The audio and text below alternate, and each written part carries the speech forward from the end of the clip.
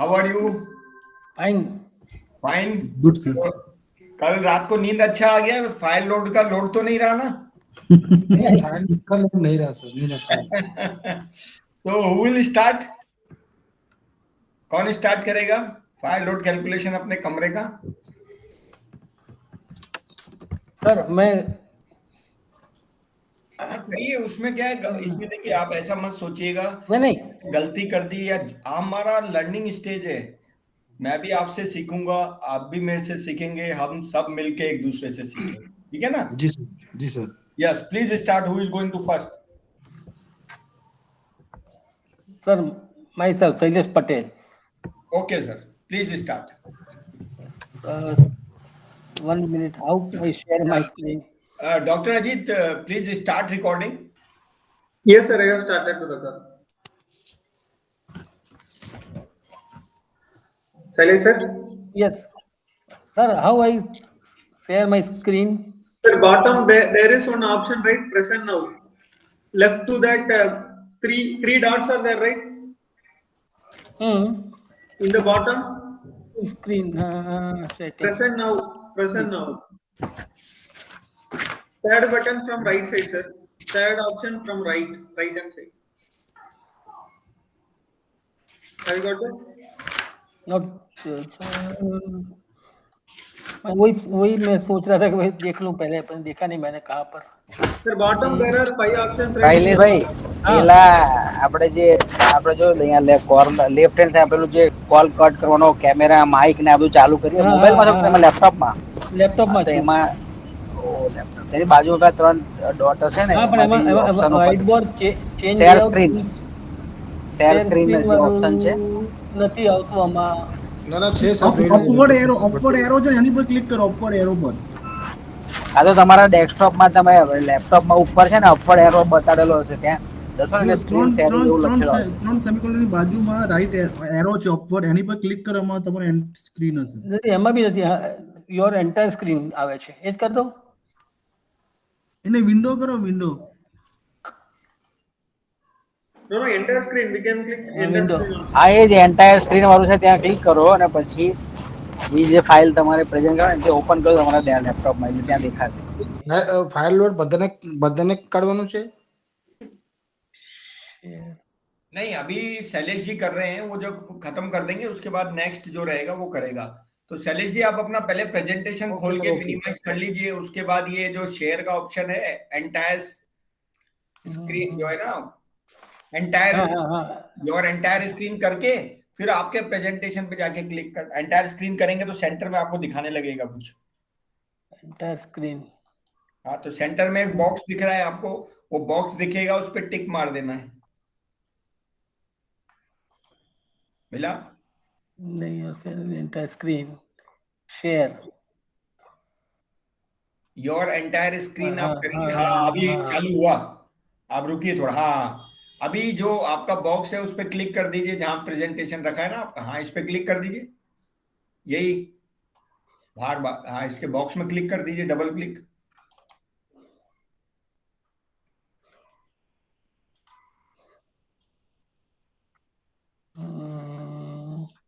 PPT खोल के रखा है, उस पर क्लिक कर दीजिए. पीपीटी कहाँ खुला रखा है आपका? मैं पीडीएफ फाइल है मेरी स्क्रीन पर. Now you can minimize your window. Now you can minimize your Google Chrome and start your presentation. Sir हम लोग नोटबुक में भी निकाल के आपको भेज सकते हैं ना? Yes, sir. Click on that hide. Click on that. Hide.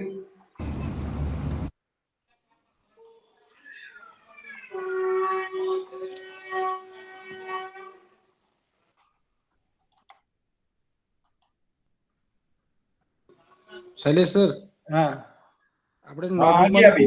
आ गया ना? आ गया. Okay sorry sir. कोई बात नहीं, वो ऐसे ही मेरे साथ. बताइए. हाँ, तो ये मैंने जो कि प्रेजेंटेशन में फाइल लोड कैलकुलेट किया है. मैंने ड्राइंग का एक पोर्शन है उसका. हाँ, तो हम क्या है, रात को सोए थे तो भूल गए. सोने से 80% मेमोरी चली जाती है, 20 रहती है. तो फाइल लोड होता क्या है तो वो एक बार बता दीजिए. और ये एक्सरसाइज आपको देने की जरूरत पड़ी, क्या काम आएगी एक्सरसाइज, ये 3 चीजें बता दीजिए आप. फायर लोड वो एक टोटल फ्यूल का कैलोरिफिक वैल्यू है कि जब फायर लोड कैलकुलेट क्यों करना है कि जब भी पूरा मटेरियल बर्न होगा तो कितनी कैलोरी उसमें से जनरेट होगी, इसलिए फायर लोड कैलकुलेट करते हैं। उसके अनुसार हम लोग फायर लोड कैलकुलेट करने के बाद उसके अनुसार हम लोग जो हैजर्ड्स का कैटेगरी कर कर फायर प्रोटेक्शन के लिए अरेंजमेंट कर सकते हैं। Very good, please start. तो मैंने अपने ड्राइंग रूम के एक पोर्शन का किया है, इसमें मटेरियल्स है लिस्ट, क्वांटिटी लिखी हुई है और बाद में है टोटल क्वांटिटी, जो क्वांटिटी है उसका वेट है, then calorific value in kilo joule में, फिर टोटल कैलोरिफिक वैल्यू मटेरियल्स की। नेक्स्ट कॉलम में kilo joule to kilo calorie करने के लिए इक्वेशन रखकर लास्ट में total calorific value in kilo calorie निकली, और area in square metre 50 square metre है, जिसका टोटल हो रहा है। मटेरियल का लिस्ट का आइटम का नाम पढ़ दीजिए आप ऊपर से नीचे एक बार पूरा। TV, wall clock, modem, light, switchboard and other fixer, chair, books and paper, गद्दा, curtain, wooden door, wooden cupboard, wooden part, wooden teapoy and wooden photo frame. उसका अप्रोक्स क्वांटिटी। आपके फ्लोर में कुछ नहीं बिछाया हुआ है आपने? नहीं, फ्लोर पे कुछ नहीं है। दीवारों में क्या लगाया है? दीवारों में कुछ नहीं, पेंट से वो कैलकुलेट नहीं किया। सब पेंट है या व्हाइट वॉश है? व्हाइट वॉश जैसा ही है। हाँ, क्योंकि अगर आपने फ्लेमेबल पेंट कोटिंग किया है तो उसका भी आपको लेना पड़ेगा। Yes, please continue. तो टोटल आ रहा है 8 लाख, जो टोटल कैलोरी वैल्यू आ रहा है उसको हमने डिवाइड किया 15 स्क्वायर मीटर से। तो लास्ट में फायर लोड आ गया 53,764 किलो कैलोरी पर स्क्वायर मीटर। हाँ, तो अभी ये कौन सी कैटेगरी में फॉल हो रहा है? लो, मॉडरेट, हाई? जो हमने लो में हो रहा है। और बिल्डिंग का हमारा कल बात हुआ था, आपको बिल्डिंग का वो रह गया, वो रेसिडेंस बिल्डिंग है, ग्राउंड फ्लोर है। ग्राउंड फ्लोर है, मतलब आप ग्राउंड पे रहते हैं या ऊपर कोई फ्लोर ही नहीं है? ऊपर फ्लोर है, 2 फ्लोर है। हाँ, तो हमें तो पूरा बिल्डिंग का नापना है ना। पूरा बिल्डिंग का हाइट कितना है आपका? आपका टोटल बिल्डिंग का हाइट कितना है? 15 मीटर। हाँ, तो हाई राइज बिल्डिंग हो गई ना। 15 से कम होगा, हाई राइज तो नहीं हुआ। ग्राउंड +1 फ्लोर है सर। ग्राउंड +1 है, ग्राउंड G+1। हाँ, तो वो G+1 तो वो तो 15 होगी। 15 नहीं होगी। सही है, क्योंकि आपको 2 चीजें ध्यान रखनी है। पहला तो आपको बिल्डिंग का हाइट, अगर कैलोरिफिक वैल्यू आप निकाल रहे हैं, फायर लोड निकाल रहे हैं और बिल्डिंग का हाइट भूल गए तो बहुत बड़ा ब्लंडर हो जाएगा। ठीक है ना? हो सकता है आपकी फायर लोड कम हो, लेकिन बिल्डिंग का हाइट अगर उस टेबल नंबर 7 के हिसाब से आपको लेवल ऑफ प्रोटेक्शन चुनना पड़ेगा। आप ऐसे नहीं कर सकते कि मेरा फायर लोड तो साहब ये लो में ही आ रहा है तो मैं ये इतने प्रोटेक्शन क्यों लगाऊं, क्योंकि आपका बिल्डिंग का हाइट फॉल वहां हो रहा है। प्लस क्लासिफिकेशन ऑफ बिल्डिंग कि आपने कौन सी बिल्डिंग है, रेजिडेंशियल है, अगर हैजार्डियस बिल्डिंग लिए तो उस हिसाब से जाना पड़ेगा। Okay, thank you Shailesh ji. अभी नेक्स्ट कौन है, हम उससे सुनना चाहेंगे। Who is the next? Sir, I will share. I have put some efforts. So yeah, please, Jigar, please share. Entire screen.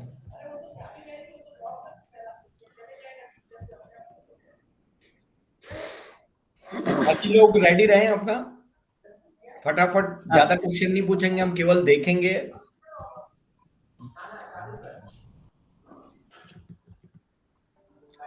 तो ये आपने किलो शैलेश जी जो गिनती की है, इतना किलो होना चाहिए, वो कैसे गिना? वो चीज तो पूछना ही भूल गया मैं। जो कैलोरिफिक वैल्यू जो मैंने कुछ गूगल से सर्च करके ली है। कैलोरिफिक वैल्यू तो आपको एनबीसी की टेबल में मिल जाती, लेकिन मेरा पूछना ये है कि टेबल का वजन कैसे आपने नापा? पूरी रात में तराजू लेके आए थे? नहीं, अप्रोक्स क्या किया था? नहीं, टेबल को जरा खींच के देख लिया, अप्रोक्स कितना वेट होगा। अच्छा, अंदाज से आपने जो कल मैंने बताया था, आंखों से फायर वाटर नेटवर्क का डाया नाप लेता है फायर ऑफिसर, उसी तरीके से वही किया, ऑफिसर ने नाप लिया है। Very good. क्यों नहीं हो रहा है? Sir stop. उसके बॉक्स में क्लिक कर दीजिए। अच्छा, ये एंटायर स्क्रीन ही करना है ना? हाँ, एंटायर स्क्रीन ही किया था ना शैलेश जी ने। क्या किया था? आप कंप्यूटर से कर रहे हैं, मोबाइल से कर रहे हैं? नहीं यार, लैपटॉप से ही कर रहा हूँ। लैपटॉप से ना, तो एंटायर स्क्रीन ही किया था। उसको मिनिमाइज कर दो तो शेयरिंग के बाद।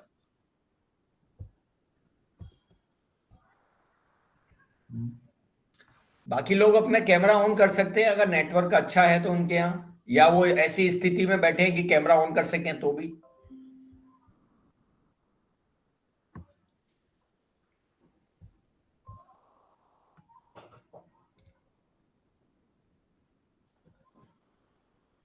There is some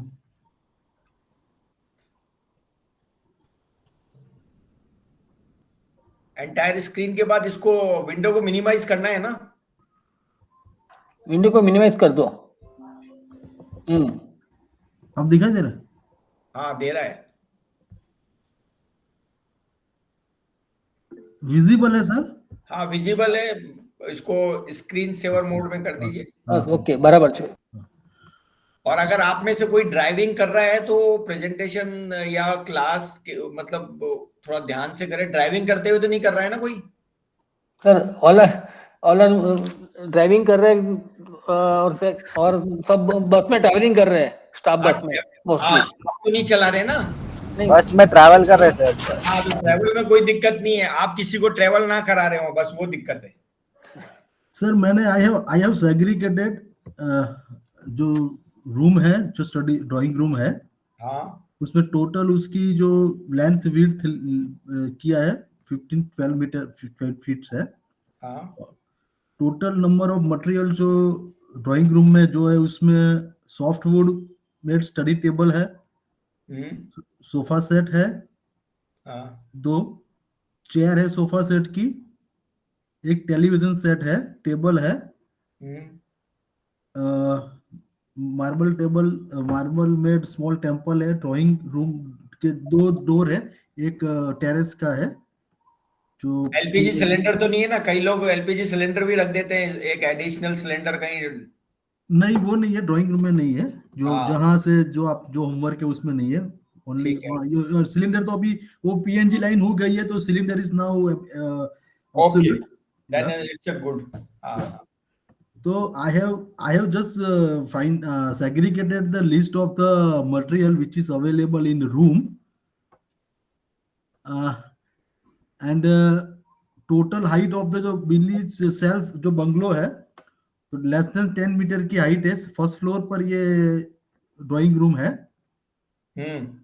और अभी मुझे फायर लोड कैलकुलेट करना बाकी है, नहीं कर पाया हूं मैं। कोई बात नहीं, बता दीजिए क्या करेंगे, कैसे करेंगे।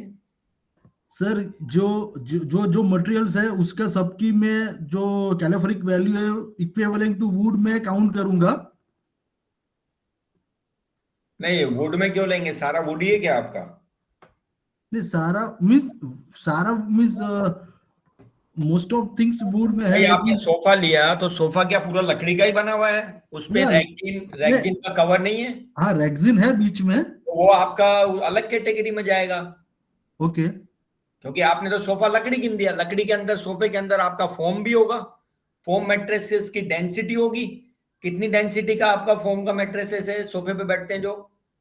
ओके, वो मुझे अलग से काउंट करना पड़ेगा, राइट? हाँ, तो यही तो मैं कह रहा था। रात को आपको नींद आ गई सब लोगों को आराम से। अगर ये ढंग से किया होता तो ना आती नींद, क्योंकि आप कैसे गिनते सोफे को, है ना? हटाते तो सोफे पे सो नहीं पाते। तो सबको वुड इक्विवेलेंट टू वुड में कन्वर्ट नहीं करना नहीं, हमें नहीं, सब। नहीं, नहीं, वही तो है। यही तो आर्ट है। मैंने राइट। आपसे क्या कहा था? Fire load calculation, consultant, auditor, कितने प्रकार के कल बताए थे मैंने आपको। यस। तो कैसे उनका आपका वैल्यू क्रिएट कैसे होगी? आप जब समय देंगे, समझेंगे चीज को। अब फायर लोड कैलकुलेशन मेरे को आप फोटो भेज दीजिए, मैंने निकाल के भेज दिया। ड्राइंग भेज दीजिए। एक आप आने के बाद आप देखेंगे कि भाई ये क्या है, लकड़ी का है तो अंदर क्या है इसमें। या नहीं भी आए, समझ लो आप ऐसी स्थिति है तो आपको देखना चाहते हो, लेकिन तो इन प्रिंसिपल तो साइट विजिट करके ही फाइल लोड निकालना है, उसके अलावा देना ही नहीं है। तो जब आप देख रहे हो सोफा, तो सोफा में कंपोनेंट क्या है, सोफा कैसे बना होगा भाई, तो वो सारे कंपोनेंट सेग्रीगेट करने पड़ेंगे। अब आप बोलेंगे कि मैं सोफे की जो पीवीसी वाला पार्ट है उसको कैसे नापूं, स्क्वायर मीटर देख लीजिए आप कितना है, थिकनेस कितना होता होगा, अंदाज से कितना किलो हो जाएगा अगर आप उसको सोचेंगे। जैसे हमारे शैलेश जी ने दिमाग लगा के सब कुछ तोल दिया, तराजू के बिगर ही तोल दिया इन्होंने, तो तजुर्बा है ना, यूं ही बाल इन्होंने सफेद धूप में नहीं किए हैं, वेरी ट्रू, है ना। तो प्लीज कंटिन्यू। तो अभी नेक्स्ट पर्सन कौन है, तो आपको क्या करना है, पहले तो आपको दोबारा एक्सरसाइज करनी है आज कि ये कैटेगरी आपको ठीक करनी है, और कल आप फिर से आएंगे प्रेजेंट करने, ठीक है। Right sir, okay. Next please.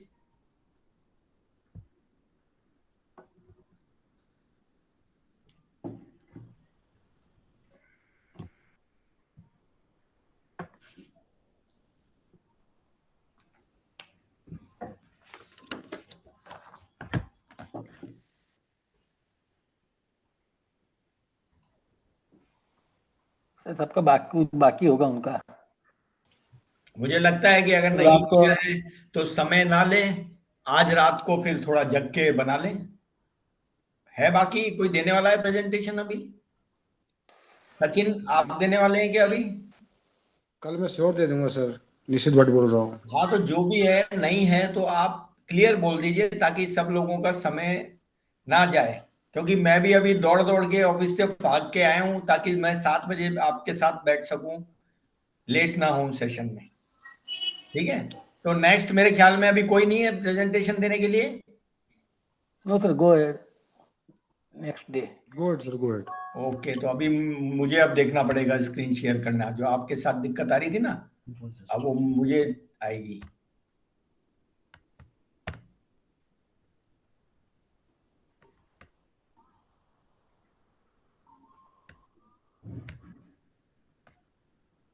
दिख रहा है क्या स्क्रीन? नो सर, मुझे तो दिख रहा था, नहीं दिख रहा था। So first click on the share screen, sir. Then go to presentation. Present now option is in the bottom. दिख रहा है?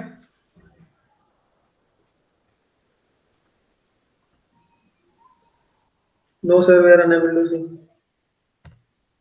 शेयर तो कर दिया मैंने। Ah yes. अभी घूम Yes रहा है। yes. Now it's here. अब क्या करना है, मिनिमाइज कर देता हूँ मेरा विंडो, है ना। Yes sir, you can minimize and open the presentation. Yeah. Put in full screen mode, sir. हाँ, फुल स्क्रीन। कल हम कहाँ तक पहुंचे थे?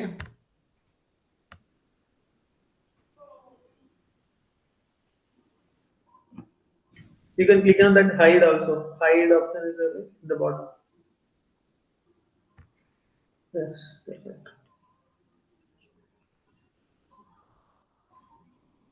तो ये वाला कैटेगरी आपने ध्यान नहीं दिया, तो कल जो बना के लाएंगे कैटेगरी देख लीजिए, प्रिंट शॉट ले लीजिए ताकि आपको याद रहे लो क्या होता है, मॉडरेट। फिर कोई आप कल एक्सरसाइज करके लाएंगे, मैं पूछूंगा कि कौन सी कैटेगरी में फॉल हो रहा है आपका, तो फिर आप नहीं बता पाएंगे, ठीक है। ले लिया प्रिंट शॉट सभी ने? Okay sir. Yes sir. ये हमने बिल्डिंग है, तो अब देखिए बिल्डिंग का भी आपने क्लासिफिकेशन बराबर किया नहीं आज। आप रेजिडेंशियल बिल्डिंग में रहते हैं, लेकिन एनबीसी के हिसाब से कौन सी कैटेगरी है आपकी? लॉजिंग और rooming house, rooming house A1 है, 1 और 2 फैमिली ड्वेलिंग है A2 है, डोरमेट्रीज है, apartment house flat A4, hotel A5 और होटल A6। A5 में लेस देन 5 स्टार होटल आते हैं, और A6 में 5 स्टार एंड अबव होटल। तो आपकी जो बिल्डिंग आप जहां रहते हो कौन सी कैटेगरी में फॉल होगी इनमें से? A2 में। 1 और 2 फैमिली ड्वेलिंग, ठीक है ना। तो आपको क्लियर कट ऊपर लिखना है building as per NBC, building category कौन सी है, residential A type. A type में फिर उसकी सब कैटेगरी कौन सी है वो आपको मेंशन करना है। उसके बाद आपकी बिल्डिंग की ओवरऑल हाइट कितनी है, ठीक है ना। तो ये इसलिए क्लासिफिकेशन इंपॉर्टेंट है। आप सोचेंगे याद कैसे रखूंगा मैं, याद करने का तरीका है बिल्डिंग क्लासिफिकेशन का कोई? रियाब मिश। हाँ ठीक है। अभी ये कल हम यहां तक थे मेरे ख्याल में, है ना। लास्ट स्लाइड यही थी ना कल हमारी, आप भूल जाते हैं। ठीक है, यहां थे हम, लास्ट छोड़ा था हमने। ये बहुत ही, जो आपने गूगल से देखा ना क्लेरिफिक वैल्यू शैलेश जी, वो आपको एनबीसी की टेबल नंबर 9, क्या नंबर है टेबल का? टेबल नंबर 9 में सारी जानकारी मिल जाएगी। जैसे कि आपको टेबल नंबर 7 में सारी जानकारी मिल जाती है फायर प्रोटेक्शन सिस्टम से, है ना। 2 टेबल के नाम याद रखने हैं, टेबल 7, 9। फायर लोड के लिए 9, फायर प्रोटेक्शन के लिए 7। और भी टेबल बहुत आएंगी, तो धीरे धीरे जब आप याद करेंगे तो हो जाएगा। Occupancy classification, hazard of occupancy shall be determined by the authority on the basis of fire load of the content and the process or operation conducted in the building, provided however that where the combustibility of the material, the flame spread rating of the interior finish or other features of the building or structure are such as to involve a hazard greater than the occupancy hazard. The greater degree of hazard shall govern the classification for determination of fire load and fire load density. Fire load density भी एक term है जो आगे हम पढ़ेंगे। Fire load तो क्या हो गया, quantity of combustible material in kg multiplied by calorific value divided by, किससे डिवाइड करना है, कोई बोलेगा? Floor area in square metre. ठीक है, fire load density, total fire load आप निकाल लेंगे, उसको डिवाइड कर देंगे फ्लोर एरिया से। For the arriving at the classification of occupancy hazard, guidance on calorific value of some common material is given in annexure A. The type of construction of a building, जो हमने introductory part में पढ़ा था, कितने तरह के type of construction है। The fire resistance of a building और इट्स स्ट्रक्चरल और non structural element is express in minute against a specified fire load which is expressed in kilojoule per metre square और mj per metre square and against a certain intensity of fire. For the purpose of code, the type of construction according to fire resistance shall be classified into 4 category. कौन कौन सी category है ये construction के हिसाब से? Type 1, 2, 3, 4। Type 4 कौन सी category होती है, कौन बताएगा?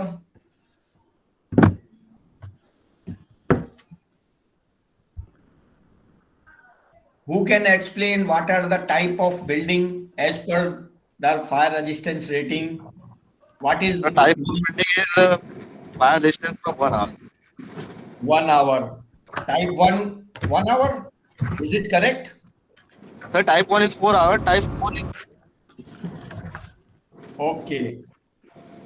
1 का मतलब 4 है, 2 का मतलब 3 है, 3 का मतलब 2 है, 4 का मतलब 1 hour है। ठीक है, अब आप इस टेबल में देख सकते हैं कि हर एक टेबल में क्लेरिफिक वैल्यू लिखा हुआ है। ठीक है, ये टेबल ध्यान से पढ़ लीजिएगा। जिन्होंने कैलकुलेशन नहीं किया है, रात को ये टेबल काम आएगी।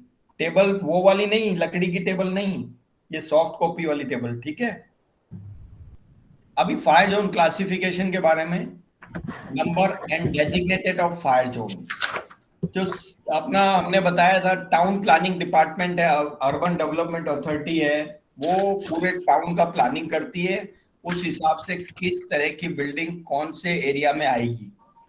इसी तरीके से आप इंडस्ट्रीज जिसमें काम करते हैं तो वहां भी आप फायर जोन क्लासिफिकेशन कर सकते हैं। जैसे समझ लीजिए आपका एक पर्टिकुलर एरिया है जहां पे आप एलपी, प्रोपेन और ब्यूटेन गैस हैंडल करते हैं।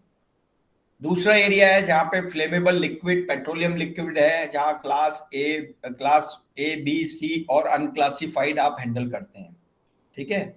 तीसरा एरिया जहां ऐसा है जहां हजार्डियस केमिकल आप हैंडल करते हैं बल्क में, है ना। फिर चौथा एरिया ऐसा है जहां आपकी नॉन प्रोसेस बिल्डिंग एरिया है। तो अभी जो मैंने आपको बताया उसके हिसाब से फायर जोन 1, 2, 3, 4 डिसाइड करना है। समझ लीजिए 1 का मतलब मैं ऐसे बोलता हूं सबसे ज्यादा पोटेंशियल फायर रिस्क जिस जोन में है। तो आपके हिसाब से मैंने जो बताया उन जोन में से जोन 1 क्या होना चाहिए?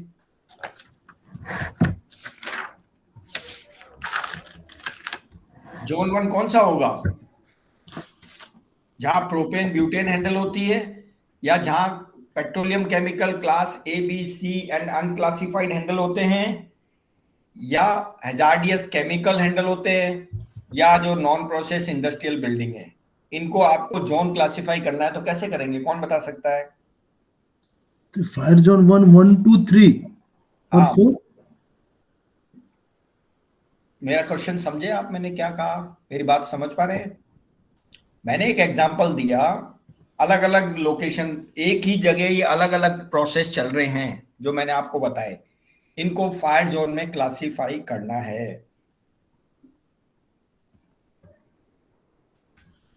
कैसे करेंगे? सिंपल, फायर लोड निकालेंगे ना, फायर लोड निकालेंगे, फिर रेस्पॉन्स टाइम देखेंगे कि ये जो स्ट्रेटेजिक लोकेशन जहां मैंने आपको बताई है उनका रेस्पॉन्स टाइम फायर स्टेशन से कितना है। अभी जैसे मान लीजिए हजारडीएस एरिया है, ओआईएसडी के हिसाब से it should be with in 3 minute, है ना रेस्पॉन्स टाइम। इंडस्ट्रीज की बात कर रहा हूं मैं। बाकी आप आउटसाइड की बात करेंगे तो वो आपको स्टैंडिंग फायर एडवाइजरी कमेटी के हिसाब से रूरल एरिया के लिए रेस्पॉन्स टाइम अलग मिलेगा, लगभग आधे घंटे के ऊपर। अर्बन के लिए 15 मिनट या 5 मिनट दिया है, लेकिन प्रैक्टिकली वो होगा नहीं क्योंकि उन्होंने एक गैप एनालिसिस रिपोर्ट बनाई है, उसमें फायर स्टेशन डिफाइन किए गए हैं। अभी आपके जो एरिया में फायर स्टेशन कितने होने चाहिए, कहाँ होने चाहिए, कैसे कैलकुलेशन किया जाता है? ये कैलकुलेशन किया जाता है, पॉपुलेशन बेस्ड कैलकुलेशन होता है और हजार्ड बेस्ड कैलकुलेशन होता है। मान लीजिए अंकलेश्वर है तो वहां पे इंडस्ट्रियल एरिया है, तो वहां पे रेस्पॉन्स टाइम आपको बहुत कम चाहिए। ऐसा नहीं है कि आपने बोला कि सूरत से गाड़ी भेज दो अंकलेश्वर। तो ये सारी चीजें आपको फायर लोड, प्रोसेस, हैजार्ड, सारी चीज कैलकुलेट करने के बाद साथ ही साथ रेस्पॉन्स टाइम वो भी ध्यान रखना है। अभी जोन 1, अब हम आते हैं zone classification. Fire zone shall be made use of in land use development plan and shall be designated as follows। Zone 1 में क्या क्या आएगा?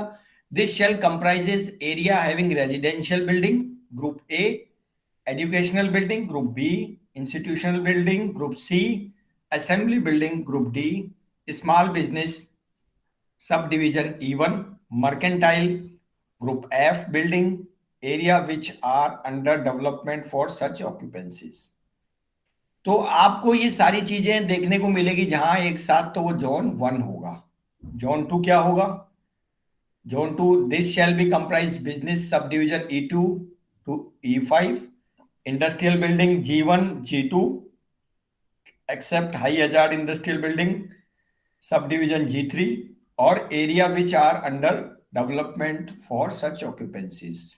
जोन 3 क्या है? This shall comprise area having high hazard industrial building G3, storage building group H and building for hazardous use group J, और area which are under development for such occupancies. ठीक है। ये हम ऑलरेडी डिस्कस कर चुके हैं। ये fire prevention का एक प्लान है, प्लानिंग के अंदर ही फायर प्रिवेंशन जुड़ा है। फायर प्रिवेंशन कैसे कर रहे हैं, हमने जोन अलग अलग कर दिए, वरना क्या है सभी जगह मिक्स जोन बना दीजिए। जैसे मिक्स ऑक्यूपेंसी होती है, जैसे मुंबई में मॉल में आग लगी थी, शॉपिंग मॉल था, उसमें हॉस्पिटल भी था, तो मिक्स ऑक्यूपेंसी हो गई। जब मिक्स ऑक्यूपेंसी हो रही है तो level of protection, fire prevention, ये सारी चीजें देखने के लिए बहुत ज्यादा स्कोप रहता है और प्रोटेक्शन लेवल भी बहुत ज्यादा चाहिएगा आपको। तो फायर प्रिवेंशन का पार्ट अभी हम ये पढ़ रहे हैं। जोन क्लासिफिकेशन, फायर लोड भी एक आपका फायर प्रिवेंशन का ही पार्ट है, ठीक है। छोटे में किसी को याद नहीं रहता है तो जोन 1 क्या होता है, ABCD, E1 F, इस तरीके से भी याद कर सकता है या आप जैसा भी याद कर सकते हैं इसको। Fire resistance, it means the structure और element with resist fire for specified time when specified heat is applied. Type 1 structural component, वो हम बात कर चुके हैं, 4 3 2 1। The fire resistance can be calculated by following factor. अब फायर रेजिस्टेंस होता क्या है, आपने तो बोल दिया फायर रेजिस्टेंस होना चाहिए, फायर रेजिस्टेंस होना चाहिए, लेकिन है क्या fire resistance? Stability, the property of a building और a structure with can withstand in fire situation as per specify stability. 4 घंटे के लिए हमने बनाया है तो 4 घंटे से पहले वो बिल्डिंग या स्ट्रक्चर कोलैप्स नहीं होना चाहिए, उसको 4 घंटे तक खड़ा रहना चाहिए। इंटीग्रिटी, इंटीग्रिटी मतलब वही उसका इंटीग्रिटी का पार्ट है कि जो उसके इंटीग्रिटी हमने क्या डिफाइन की है, पेनिट्रेशन नहीं होना चाहिए स्मोक का या फ्लेम का। थर्मल इंसुलेशन कि वो कितना रेजिस्टेंस करता है, मान लीजिए दीवार के एक साइड में जहां आग लगी है तो जो अनएक्सपोज्ड एरिया है अपोजिट साइड में, वहां पे उसका प्रभाव नहीं पड़ना चाहिए, इस तरह का इंसुलेशन होना चाहिए। ये सारी चीजें उसमें दी गई है। तो ये हमारा कल वाला जो पेंडिंग पार्ट था वो अभी हमने कंप्लीट किया है।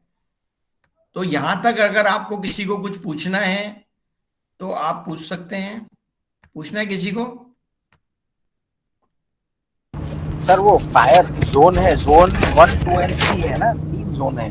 हाँ हाँ, जोन 1 2 3। Okay okay sir.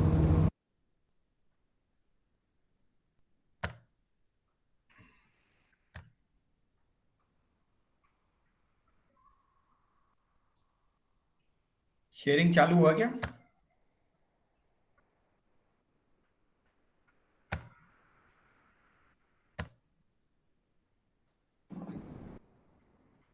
हाँ स्टार्ट हो गई।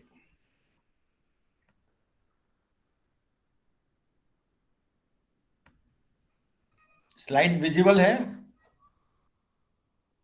Yes sir. और मेरी आवाज तो आ रही है ना आपको? ज्यादा तेज तो नहीं बोल रहा हूँ ना, क्योंकि बंद कमरा है तो हो सकता है कि इको हो, तो आप मुझे बता दीजिएगा अगर मेरा वॉल्यूम। नहीं परफेक्ट आ रही है, परफेक्ट सर। हाँ, क्योंकि थोड़ा पिच भी ज्यादा है मेरा, तो हो सकता है आपको किसी को ऐसा लगा है कि भाई वॉल्यूम ज्यादा है, या उसको ऐसा भी फील हो सकता है इस तरीके से क्यों बोल रहे हैं, तो आप मेरे को बोल सकते हैं, वी कैन एडजस्ट, है ना। सो हमने आज का जो है ना, जो हमारे कंटेंट है आपके कोर्स के हिसाब से, तो NFPA के हिसाब से हमने आगे चलेंगे। और आपने और हमने अभी तक फायर लोड की, फायर रेजिस्टेंस के बारे में सब चीजें, बेसिक चीजें जो हमें NBC जो हमारा लॉ ऑफ लैंड है, तो वो ही सबसे सर्वोपरि है ना। लॉ ऑफ लैंड, जहां आप काम करते हैं वहां के नियम कानून कायदे के हिसाब से NBC ही होना चाहिए। लेकिन किसी ने आपको रोका नहीं है, आप NFPA तक जा सकते हैं, डिपेंड करता है आपकी सोच क्या है, आप कैसे उस तक जा सकते हैं। तो आपके जो कंटेंट हैं, ये जो पार्ट 4 है उसके हिसाब से क्लैरिफिक वैल्यू, ये हमने बात कर ली है क्लैरिफिक वैल्यू की, फिर भी हम एक बार टच करेंगे। Comparison of calorific value of solid liquid gases, role of calorific value in fire load calculation. to design installation of fire protection system on the basis of total fire load. Table number 7, fire load density, example of higher fire load density fire. कुछ example case study भी हम सुनेंगे आपसे, अगर आपने देखा है तो हमने देखा है तो वो शेयर करेंगे. Calculation of fire load density, fraction of fire that are structurally significant with respect to NFPA 557. तो क्लैरिफिक वैल्यू के बारे में अगर थोड़ा हमने ये तो समझ लिया, पढ़ लिया कि इतना केजी टेबल पढ़ ली, लेकिन एक्चुअल में डेफिनेशन क्या है क्लैरिफिक वैल्यू की? Calorific value refer to the amount of heat produce by unit volume of substance by complete combustion. इस लाइन का कोई मीनिंग मुझे बता सकता है? Anybody can explain this line? What is the meaning of first line? Session should be interactive. आप और हम बात करते हुए चलेंगे तो पता नहीं चलेगा. हीट जो प्रोड्यूस होगा यूनिट वॉल्यूम के हिसाब से कंप्लीट कंबशन जो होता है उसमें कितना होगा वो रिप्रेजेंट होता है कैलकुलेटेड वैल्यू. थोड़ा मैं मजा नहीं आया मुझे, दूसरा कोई बोल सकता है?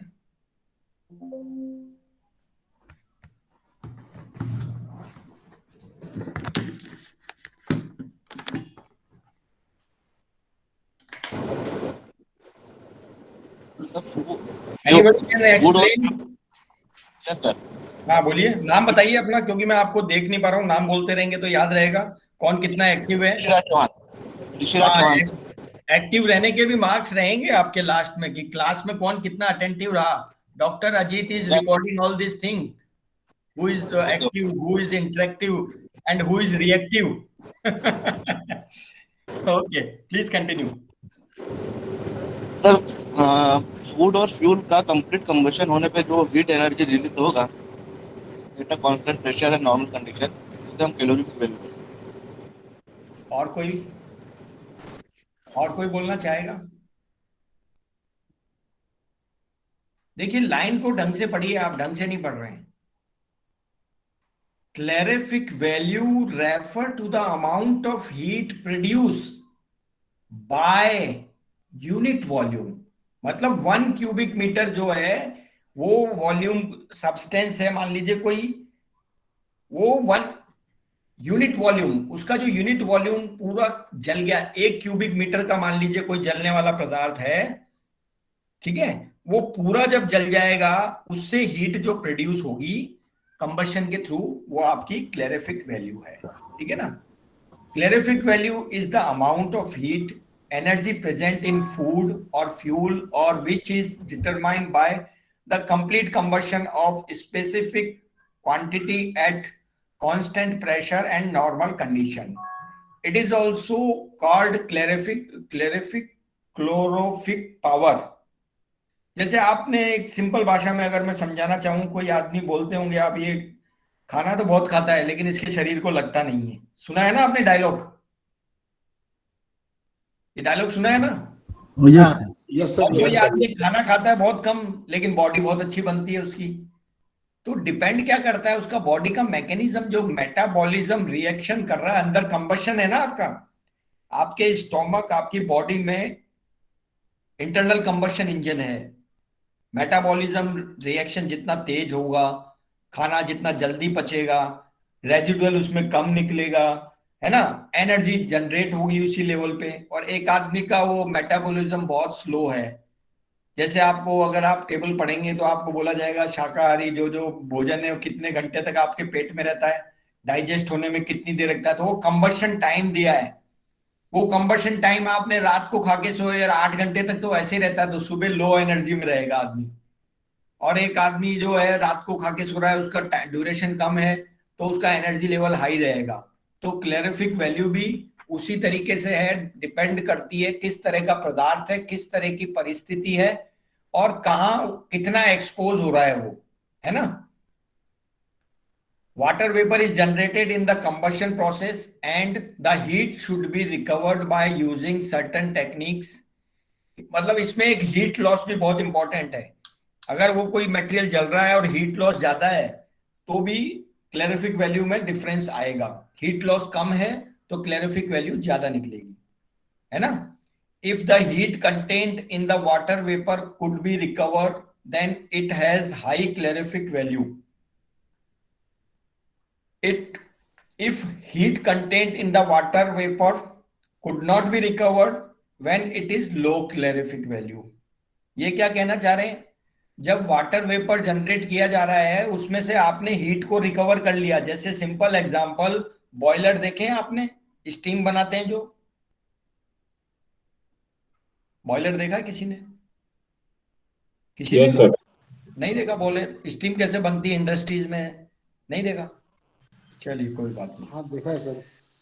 तो उसमें क्या होता है, जब आप स्टीम जनरेट होती है तो उससे पावर रिकवर कर लेता है वो, और वो स्टीम के पावर को किस में कन्वर्ट कर देता है, टरबाइन में, और आपका पावर जनरेशन में यूज करता है। रिकवर कर ली उसने हीट, और जो रिकवर नहीं करेगा तो उसकी लो क्लैरिफिक वैल्यू रहेगी।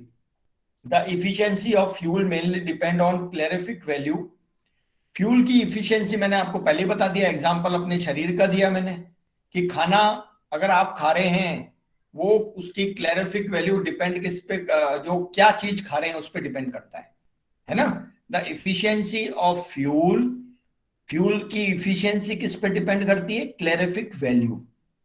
क्लैरिफिक वैल्यू कितनी है उसकी, आप थक के आते हैं, दौड़ के आते हैं, आपने कोल्ड ड्रिंक पी लिया, जूस पी लिया, सडन कार्बोहाइड्रेट आपको मिल गया, उस पे लिखा ही रहता है उसमें कितना कैलोरीज होती है, कार्बोहाइड्रेट में लिखा रहता है ना बोतल पे, है ना। If the value is high, yes sir, efficiency will also high. If the value is low, its efficiency would also decrease. Calorific value is directly proportional to efficiency. ये बहुत ही इंपॉर्टेंट शब्द है जो आपको याद रखना है ना। अभी क्लैरिफिक वैल्यू एक कुछ मैंने आपके सामने लिए हैं, ये हमने टेबल तो बताया था, टेबल 9 में है, ये NFPA का कुछ हमने लिया है वहां से। तो काऊ डंग में कितना क्लैरिफिक वैल्यू देखिए आप, इतना है ना। वुड में कितना है, कोल में सबसे ज्यादा किसका है, सबसे ज्यादा क्लैरिफिक वैल्यू किसका है, एलपीजी मीथेन ना। तो मैंने आपसे बोला था कि मुझे एक जोन क्लासिफिकेशन करना है, 4 एग्जांपल दिए थे, याद है? मैंने आपको 4 एग्जांपल दिए थे, अलग अलग जगह अलग अलग दिए। Yes sir. अभी जोन 1 में किसको रखेंगे आप?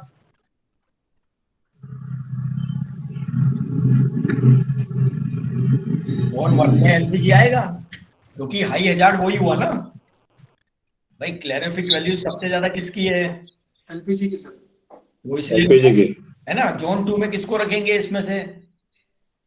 जोन 2 में रखेंगे सर अपने मीथेन है सर। बट ये सर डिपेंड होगा ना कितना क्वांटिटी है सर। हाँ वो देखो, लोड आपका फायर लोड कैसे निकालोगे आप, क्वांटिटी पे तो आता है, क्वांटिटी और फ्लोर एरिया। मान लो क्वांटिटी भी हो गई और फ्लोर एरिया कम हो गया तो क्या होगा, फायर लोड ज्यादा आएगा कम आएगा? ज्यादा है। ज्यादा क्यों आएगा, फ्लोर एरिया कम हो गया। सर कम आएगा सर। कम क्यों आएगा? नहीं कम सर, भाई आप किसी चीज को भाग देने वाली चीज है ना, डिवाइड करने वाला, जितना ज्यादा डिवाइड करने वाला पार्ट रहेगा आउटकम कम आएगा। फ्लोर एरिया मैंने कहा कि कम हो गया तो आउटकम ज्यादा आएगा, है ना। भाई आप 5000 को 50 से डिवाइड करो और एक 5000 को आप 500 से डिवाइड करो, समझ में आया बात,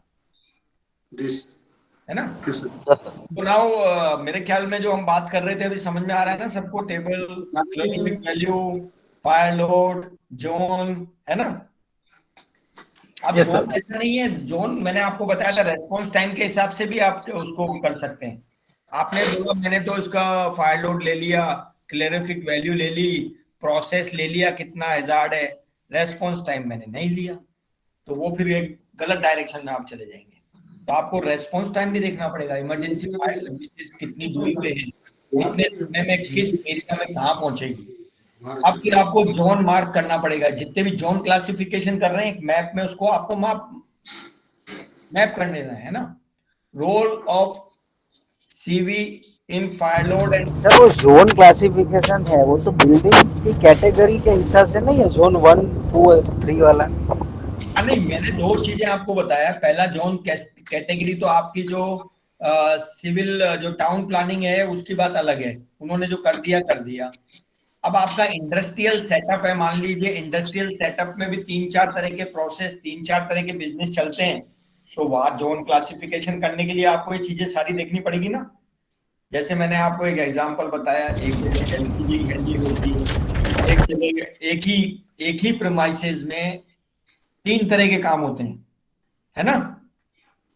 तो उसमें तो ऐसे ही निकालेंगे हम। और जो आपका सिविल वाला पार्ट है, जो बाहर जो आपका ऑलरेडी टाउन प्लानिंग ने तो डिफाइन कर ही दिया, उसमें तो कोई सोचने की बात ही नहीं है।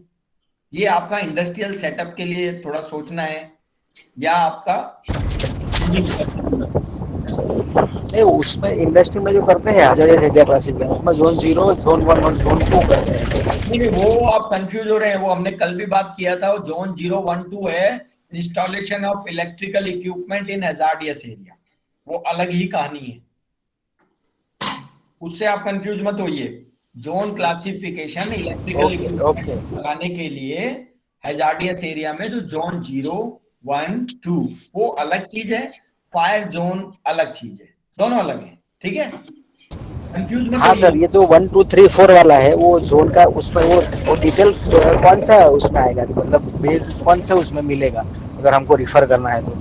नहीं, वो उसका एक स्टैंडर्ड है। आप मेरे ख्याल में 5571 एंड 72 है, BIS आप डालेंगे तो जोन क्लासिफिकेशन जोन 0, 1, 2 में जो इंस्टॉलेशन ऑफ इलेक्ट्रिकल इक्विपमेंट है, IS 5571 और IS 5572 दो स्टैंडर्ड आपको देखने को मिलेंगे गूगल पे, ठीक है। नहीं, ये नहीं सर, वो जोन 1, 2, 3, 4 जो आप बोल रहे थे ना, उसका मैं बोल रहा हूँ।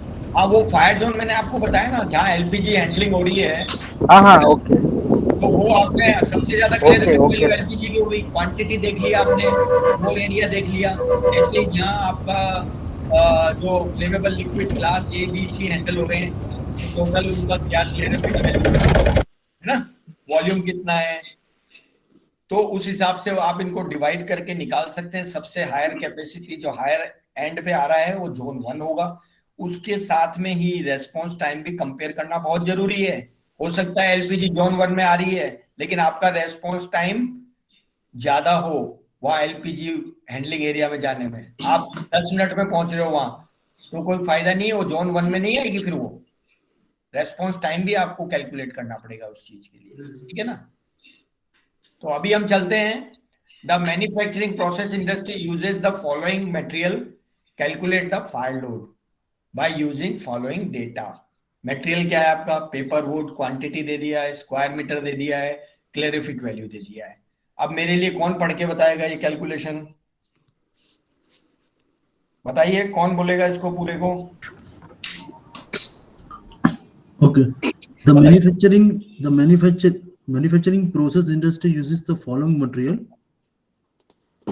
There are various material: paper, wood, coal, rubber, and petroleum product. First we go with paper. The fire load, the quantity is 1000 और कैलोरीफिक वैल्यू उन्होंने जो 15.6 है उनको जूल में कन्वर्ट किया है, तो 3732.05 डिवाइडेड बाय। देखिए, इसमें आपको मैं बीच में रोकना चाहूंगा। शैलेश जी ने एक गड़बड़ की थी कैलकुलेशन में। क्या की थी शैलेश जी ने, पूरा फायर लोड निकाला और सबको डिवाइड कर दिया फ्लोर एरिया से, जबकि हर एक मटेरियल को डिवाइड करके ऐसा ही निकालना पड़ेगा उसके एरिया से। शैलेश जी, आपको याद है आपने क्या गलती किया? हाँ, टोटल एरिया लिया था। हाँ, आपने क्या किया, फायर लोड ले लिया, सबको जोड़ दिया और एरिया जो एक था आपका उसी से डिवाइड कर दिया। ओके, समझ गया सर। तो हर एक सेगमेंट में आना चाहिए वो। हाँ, please continue. So fire load for paper, तो 3,73,000 to 2005 कैलोरी पर स्क्वायर मीटर। अच्छा, आपको मोबाइल में पढ़ने में दिक्कत हो रही है तो छोड़ दीजिए, मोबाइल का स्क्रीन में दिखता नहीं होगा ना, स्क्रॉल करना पड़ता होगा, छोड़ दीजिए, कोई बात नहीं। तो अभी अपना ओवरऑल जो फायर लोड आया वो आया 29420,195.53 kilocalorie per square meter. Result indicate that the occupancy has high fire load. So fire resistance should be 4 hours. आगे बात आपको समझ में? हम फायर लोड कैलकुलेट करके पता चलता है मीडियम लो हाई में जा रहे हैं, तो इसका मतलब टाइप ऑफ कंस्ट्रक्शन जो बिल्डिंग का है कैसा होगा, वो टाइप 1। हाई के लिए कौन सा चाहिए? टाइप 1 कंस्ट्रक्शन, ठीक है ना? मेरी बात सर हेलो हाँ बोलिए। सर, ये जो आप अपना जो जैसे शैलेश भाई के प्रेजेंटेशन में दिखाया था वुड टेबल और वो सब, तो वो पर्टिकुलर 15 स्क्वायर मीटर का रूम में है, तो वो एक कंडीशन में वो पूरा रूम का ही लेना पड़ेगा ना, या पर्टिकुलर वो जो जगह है जैसे वुड का टेबल है तो टेबल कितना जगह ऑक्यूपाई करता है वो लेना है? हाँ, ये इसकी तो कैलकुलेशन बता रहा हूँ मैं आपको। वो फ्लोर एरिया तो जो आपका मान लीजिए पेपर है, पेपर कितना फ्लोर एरिया ले रहा है, टेबल ने कितना फ्लोर एरिया ले रखा है, आपने तो क्या किया, पूरे रूम का लेके डिवाइड कर दिया। ओके ओके, मतलब वो जो पर्टिकुलर चीज कितना एरिया ऑक्यूपाई करती है उसके हिसाब से वो वही एरिया लिखना है। That is important. Okay, so what is the outcome? This premises fall under high fire load. Then the construction should not be less than 4 hour resistance. It means type 1. Okay. Next, example for fire protection measure on the basis of fire load. Insulation installation of fire extinguisher. देखिए आपने fire load तो निकाल लिया, अब protection level कैसे निकालेंगे आप, है ना?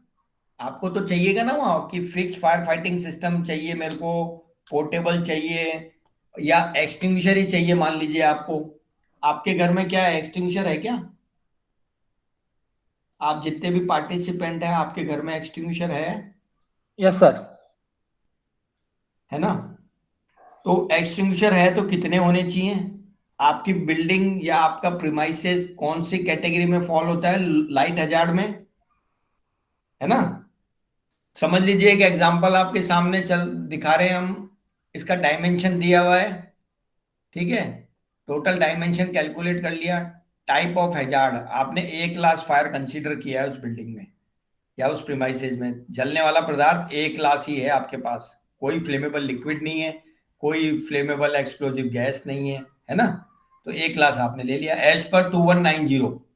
2190 क्या कहता है? Installation maintenance of portable fire extinguishers, ठीक है? और लेटेस्ट जो आपका सिलेक्शन एक स्टैंडर्ड और है जो एक्सटिंग्विशर से रिलेटेड है, वो है 15683 मैन्युफैक्चरिंग से रिलेटेड है, वो है ना?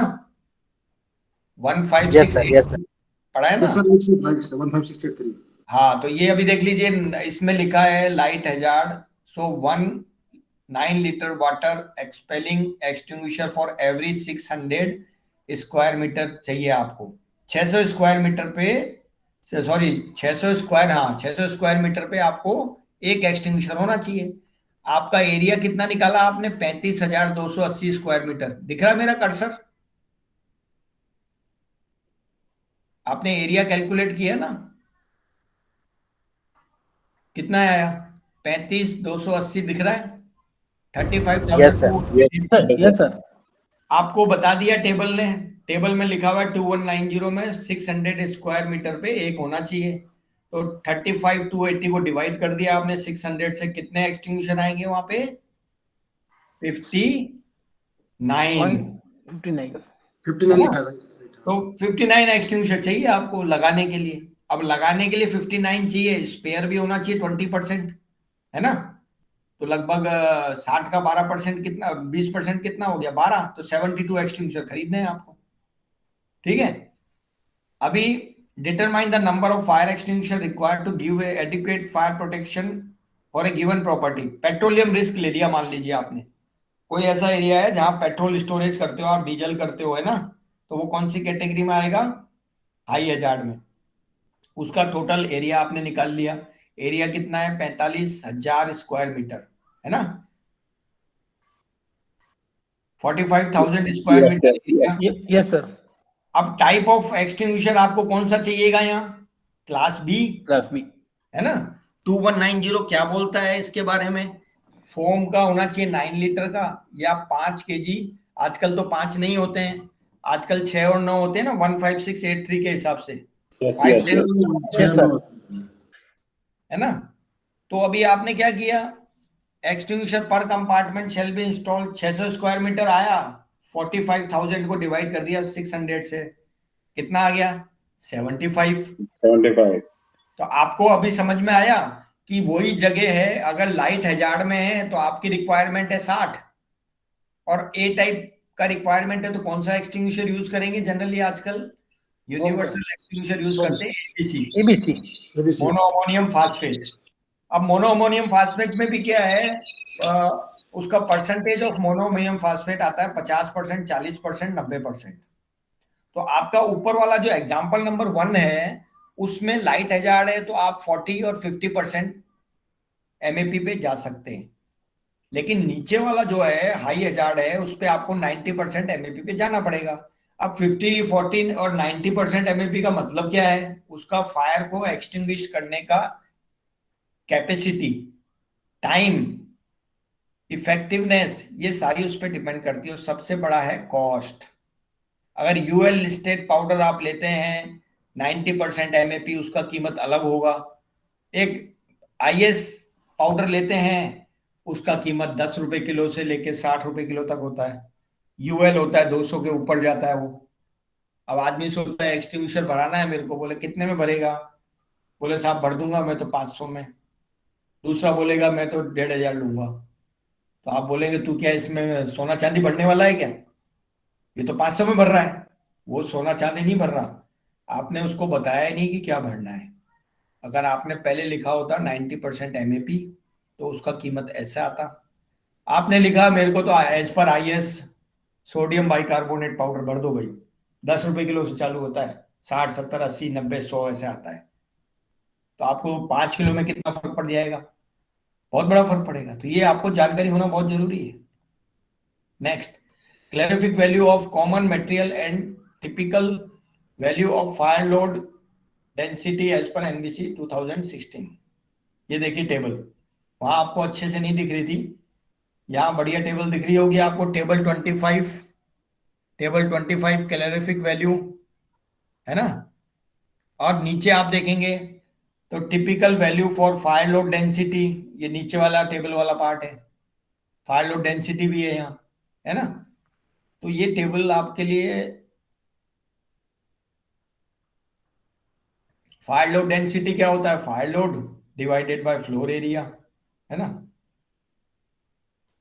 अभी फायर लोड डेंसिटी को थोड़ा सा हम समझ लें। हमने कैलकुलेशन तो कर लिया, लेकिन और थोड़ा डिटेल में पढ़ेंगे इसको। Fire loading is affected not only by the amount of material packed in A given space.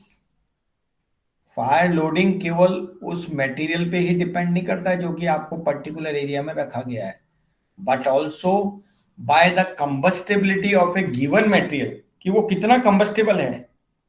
अब आपने एक जगह तो स्टोन रख दिए, मार्बल स्टोर है, उसका फायर लोड निकाल रहे हैं आप, तो कोई मतलब निकलने वाला है क्या उसका?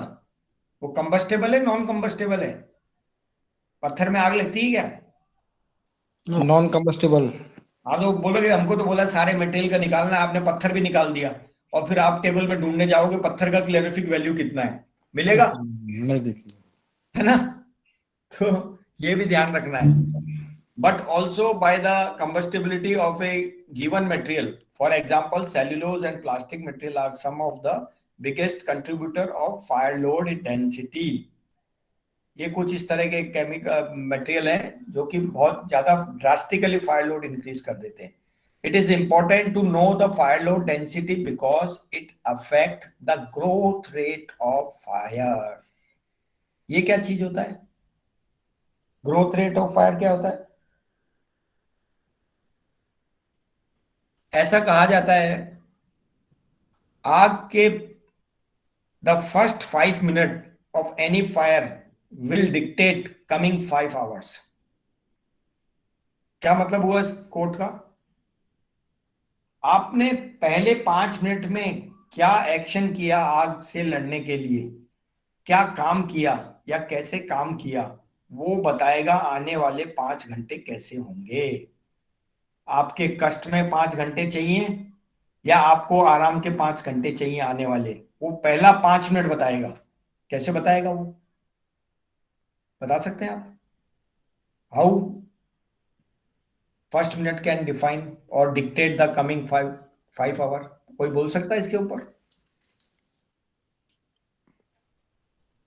देखा है ना? अगर कोई फायर हुआ है सर हम्म। और हम लोगों ने फायर फाइटिंग के लिए करेक्ट टेक्निक यूज किया या बराबर रिस्पांस किया और इनिशियल स्टेज में ही उसको अगर बुझा दिया फायर फाइटिंग यस। करके, ठीक है। अगर हमारा फायर फाइटिंग गलत डायरेक्शन में गया और हम लोगों ने सही एक्शन नहीं ले पाए और अगर वो बढ़ा, यस। अगर फायर का इंटेंसिटी बढ़ते गया तो आगे जाके वो क्या रूप लेगा वो हम लोग डिसाइड नहीं कर सकते हैं।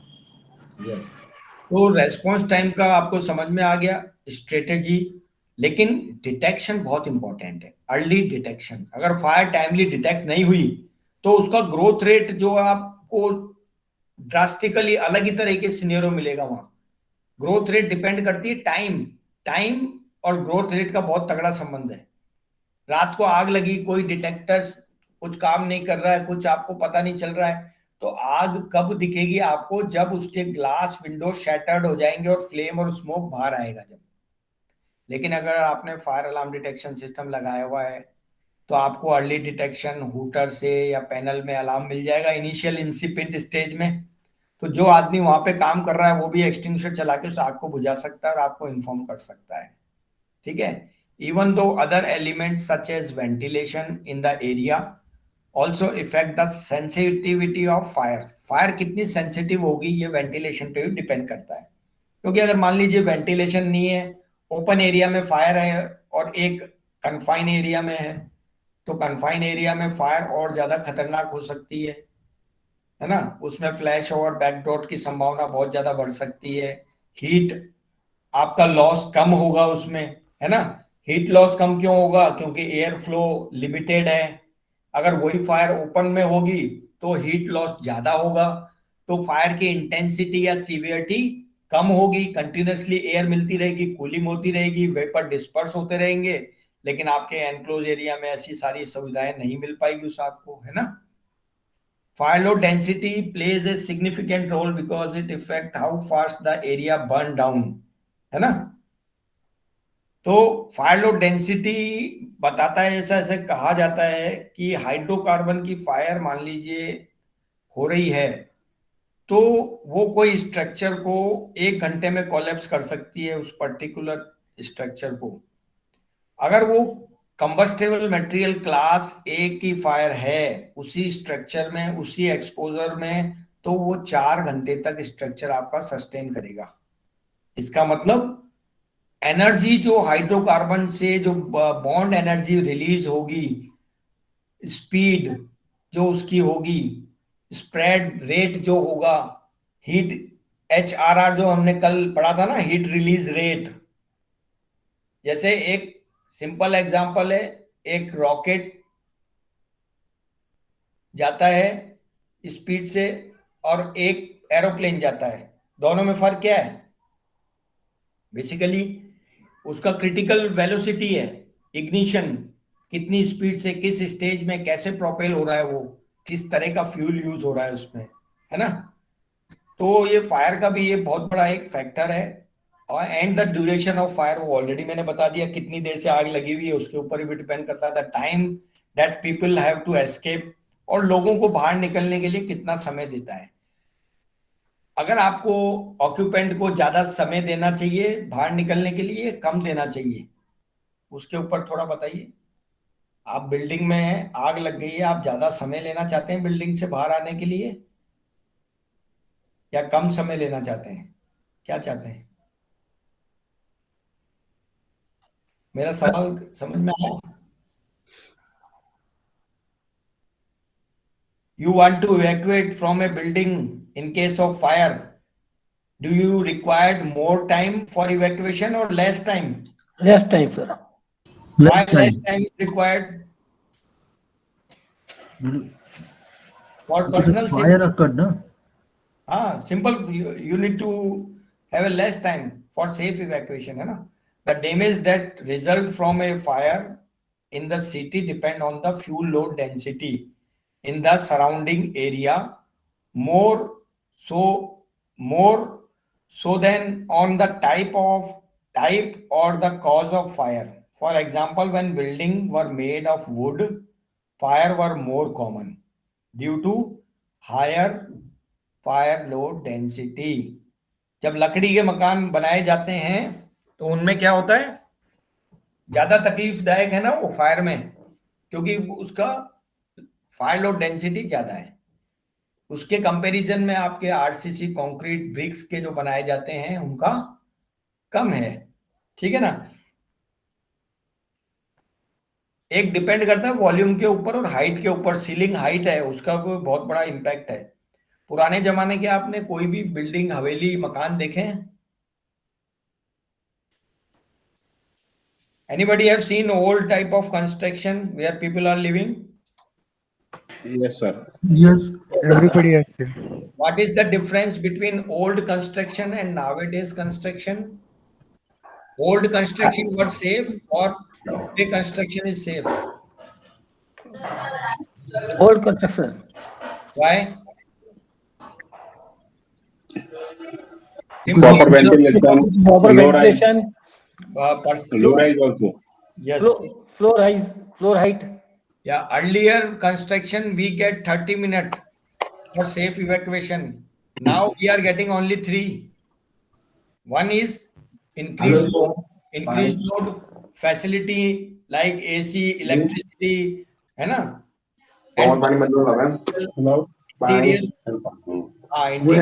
आइटम. सबसे इंपॉर्टेंट फैक्टर पुरानी बिल्डिंग और आज की बिल्डिंग में क्या है? हाइट ऑफ सीलिंग पहले ज्यादा मिलता था या अभी ज्यादा मिल रहा है आपको? पहले आज जिस रूम में बैठे हैं उसका हाइट कितना है सीलिंग का? क्या फर्क पड़ जाएगा उससे? सीलिंग के हाइट और फायर का प्रोपेगेशन में क्या फर्क पड़ेगा? क्योंकि जब हाइट ज्यादा रहेगा तो फायर और डेंस स्मोक ऊपर जाके सेटल होगा तो उसको कूलिंग इम्पैक्ट मिलेगा, और ऊपर सेटल होने के बाद बाउंस बैक करके नीचे आने के लिए भी उसको ज्यादा समय लगेगा और ज्यादा स्पेस मिलेगा. तो intensity of fire will be less in comparison to lower ceiling. जैसे आपने सूरत में जो इंसिडेंट हुआ था तक्षशिला में, उसमें ज्यादा समस्या सीलिंग हाइट की वजह से थी ना, बाकी तो और समस्या थी बेसिक. बैठ नहीं पा रहे थे लोग बाग, सिर टच होता था, इसलिए उन्होंने क्या किया, टायर आपका लगा दिए बैठने के लिए, सिटिंग अरेंजमेंट कर दिया, इनोवेशन कर दिया. तो वो गलत है ना.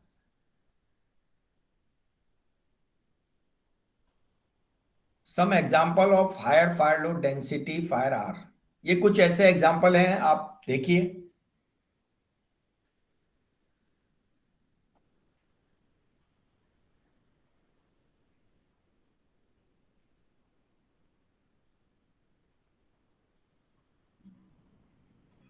लास्ट लाइन पढ़ के कौन बताएगा? Many fires of the 20th and 21st century that are not caused by natural phenomena often happen at oil refineries and other industrial premises, but less so in cities. Although a modern city space still has high enough fire load density for a fire to become destructive and difficult to control. हाँ, तो ये क्या कहना चाह रहा है, इसका क्या मतलब हुआ, थोड़ा समझाइए आप. 20 और 21 की में जो फायर्स हुई थी सेंचुरी में, सदी में, हाँ, that was not caused by natural phenomena. जो नेचुरल फिनोमेना से नहीं हुई थी, पर most of the time oil refineries जो है उसमें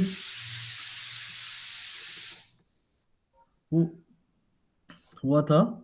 अदर इंडस्ट्रियल प्रीमाइसेस में ऑयल रिफाइनरीज है, उसमें ये इंसिडेंट्स हुए थे. But less so in cities. लेकिन आपके सिटीज में कम हुए थे.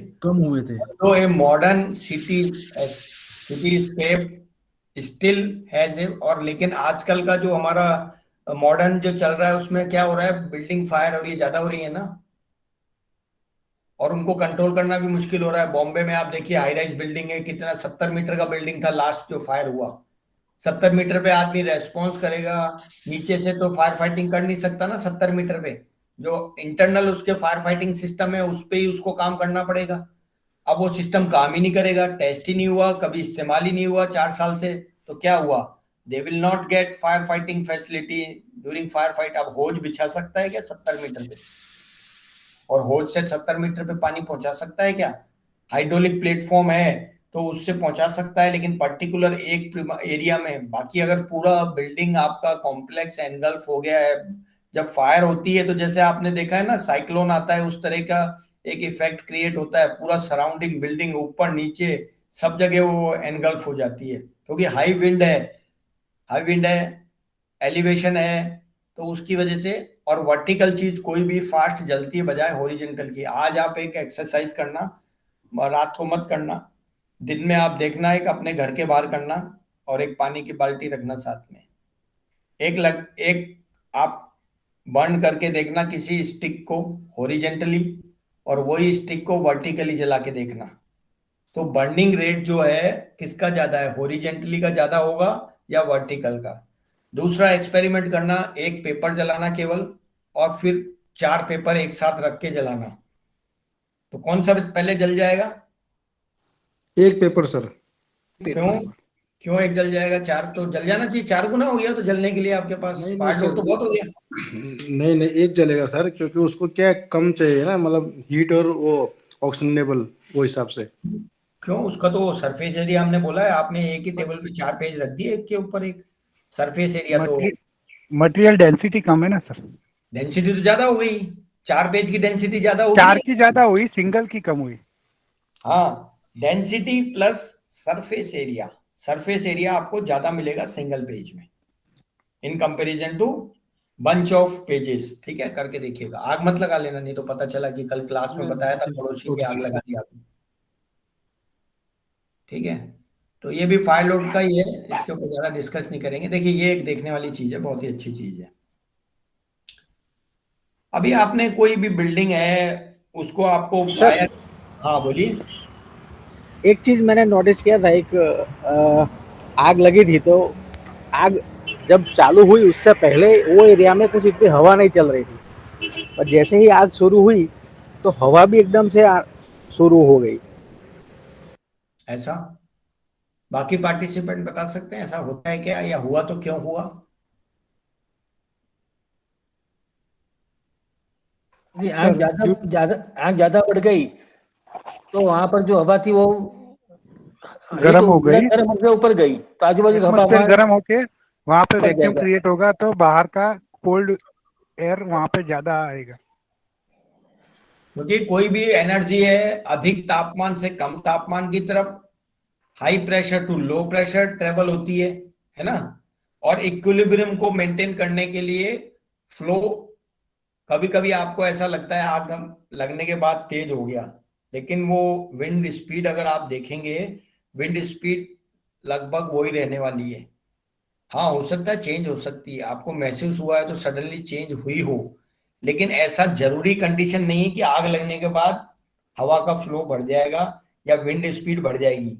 हाँ, consumption of oxygen will definitely increase, वो डिपेंड करता है कि ओपन एरिया में है या कन्फाइन में है।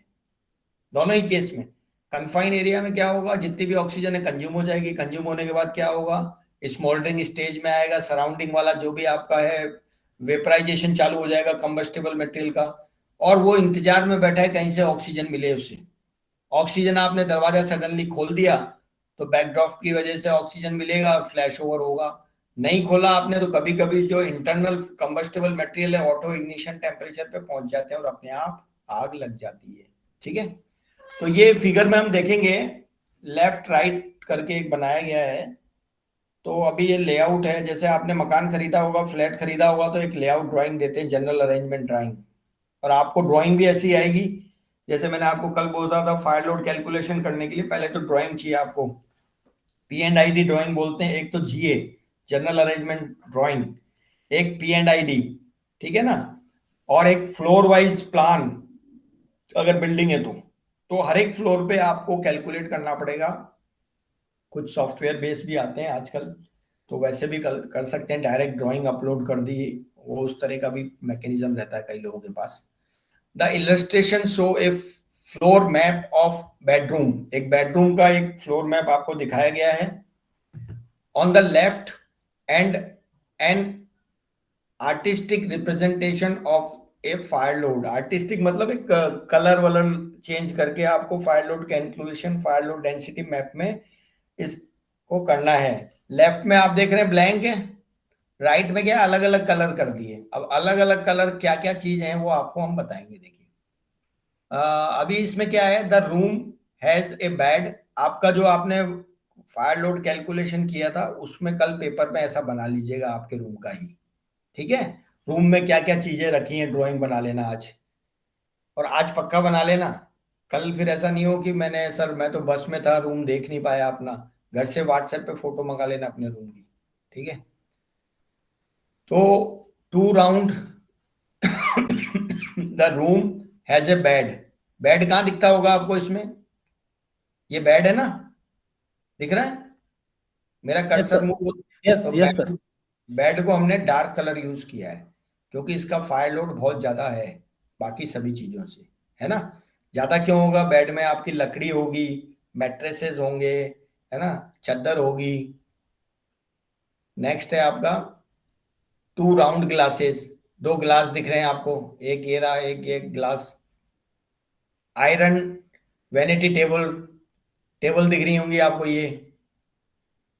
ए TV in front of bed, TV के सामने बेड रहता है ना। एसी नहीं दिखाया होगा, बेड के ऊपर होगा एसी, या तो यहाँ या यहाँ होगा या यहाँ होगा कहीं, है ना। तो एसी का आपने रूम का एसी का किया था क्या कैलकुलेशन आज? हमारे पार्टिसिपेंट जिन्होंने कैलकुलेशन किया एसी का किया था? नहीं, वो रूम में एसी नहीं है सर। नहीं, बाकी किसी के रूम में भी नहीं है एसी? कितने रूम में एसी नहीं है जिसमें आप रहते हैं अभी? सर बेडरूम में ही है, ड्राइंग रूम में नहीं है। किसी के भी नहीं है ड्राइंग रूम में ना, बेडरूम में है, ड्राइंग रूम में नहीं है सर। कोई बात नहीं, तो बेडरूम का एक्सरसाइज है आज, बेडरूम में आप देख लेना इसको, ठीक है। The fire load density map shows the lowest fire load density is white. White colour का इस्तेमाल आपने देखिए यहाँ किया, ये रहा, दिख रहा है, यहाँ लोएस्ट है। The colour intensified to yellow and orange as the density increases. बाकी जगह पीला रंग दे दिया आपने फ्लोर पे आपने, है ना, उसके बाद रेड दे दिया। तो आप अलग अलग कलर डिफाइन कर सकते हैं, मान लीजिए कि white, orange, yellow, green, red legend होते हैं ना, उसके सामने लिख सकते हैं उस हिसाब से। The bed has a mattresses made of highly combustible polyurethane foam. देखिए अब बेड आपने दे लिया और लकड़ी का ही कैलकुलेशन कर देंगे तो पॉलीयूरेथीन का कौन करेगा, फिर कॉटन की चादर का करना पड़ेगा, है ना। And it is covered by the equally combustible woollen blanket, और आपके रजाई रहेगी, सर्दी है तो रजाई का भी रखना पड़ेगा, ब्लैंकेट का रखना पड़ेगा। It also has 2 highly combustible synthetic pillows, अब आपके पिलोज हैं उनका भी करना पड़ेगा आपको। The total heat load density is very high in the space where the bedroom are installed, especially where the blanket and the pillows are. That is why these area are shown as the red. ये जो pillow वाला area है ये आपको लाल इसलिए दिखाया गया था। Door, wall as well as the TV and the closet content are slightly less combustible. The concrete floor covered with the fire retardant carpet is even less combustible. अगर आपने कारपेट बिछा रखा है तो कारपेट कैसा है, किस चीज का बना है वो देखना पड़ेगा, है ना। तो ये आप समझ गए एक्सरसाइज का मतलब क्या है, ये आपको करनी है आज, अपने बेडरूम का एक्सरसाइज बनाना है, ठीक है। नेक्स्ट है estimation and application of fire load density. Fire regulation in the building code specially for the public place generally specify the maximum allowed fire load density for a given building. The maximum allowance depend on the range of other fire related conditions such as distance of a fire escape route. Escape route भी बहुत important है। आपको ये table में building classification के हिसाब से escape route देखना है एनबीसी की टेबल में। उसमें दिया गया है किस तरह की बिल्डिंग में एस्केप रूट ट्रेवल डिस्टेंस कितना होना चाहिए। तो आपका उसमें आपको मिलेगा कहीं 15, 22.5, कहीं आपको 40-45 मीटर भी मिलेगा। एस्केप रूट या मीन्स ऑफ इग्रेस को अगर स्प्रिंकलर प्रोटेक्टेड एरिया है तो 50% बढ़ाया जा सकता है। मान लीजिए ऑक्यूपेंसी के हिसाब से 15 मीटर का ट्रेवल डिस्टेंस चाहिए मेरे को हैजार्ड के हिसाब से, लेकिन स्प्रिंकलर प्रोटेक्टेड है तो 15 का 50% कितना हो गया, 7.5, तो 22.5 तक हम जा सकते हैं। ठीक है, बात समझ में आ रही है मैंने जो बोला आपको? सब हैं या चले गए सब? यस एक सर। बार अटेंडेंस अटेंडेंस ले यस लें, सर। अटेंडेंस ले लें, एक बार अपना अपना नाम बोल दीजिए। निशित जे भट्ट, निशित J Bhatt, next, Snehal Joshi, Sachin Patel, okay, और गिरीश रुचित उपाध्याय, पटेल, रुचित पटेल, गिरीश उपाध्याय, ओके, रुशील के बाद और कौन है? सभी हो गए? Yes sir. Okay. However, especially for the room that have highly combustible furniture like bedding, because in those room furniture determine more than half of the fire load density. So a queen's bed may significantly increase the fire load density compared to the single bed. अब आपने single bedroom का भी आपने बोला कितने room है आपके इधर, बोले साहब 50। ठीक है, एक रूम का डायमेंशन बता दो, 50 से मल्टीप्लाई कर दिया आपने, तो कैसे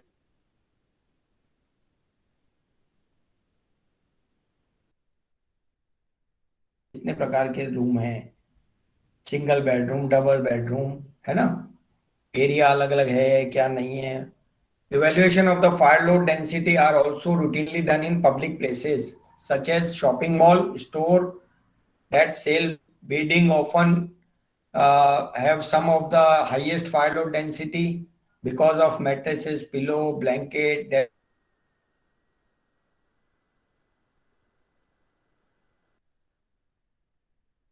within wool, polyester, among other, जो आपके मॉल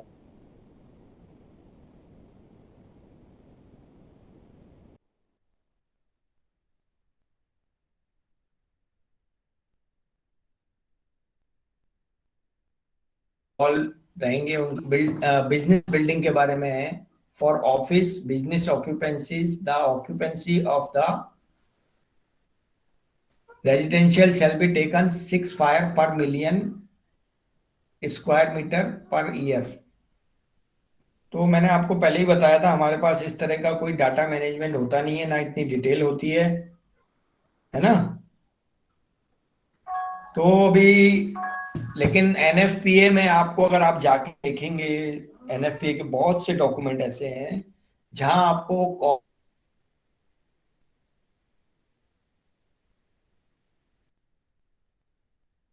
तरह का पदार्थ था जिसमें आग लगी, दिन में लगी, रात में लगी, हॉलीडे था या शिफ्ट हैंडिंग टेकिंग के टाइम पे आग लगी, है ना? कॉज क्या थे? हॉट जॉब की वजह से लगी, chemical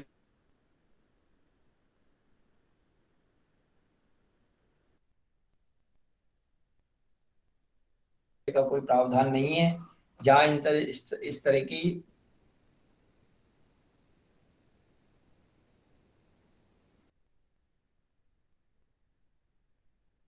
data.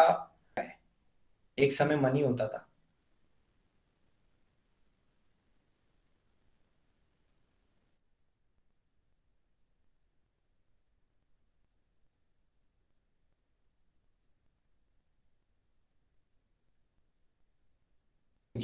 Okay, fraction of fire data restrict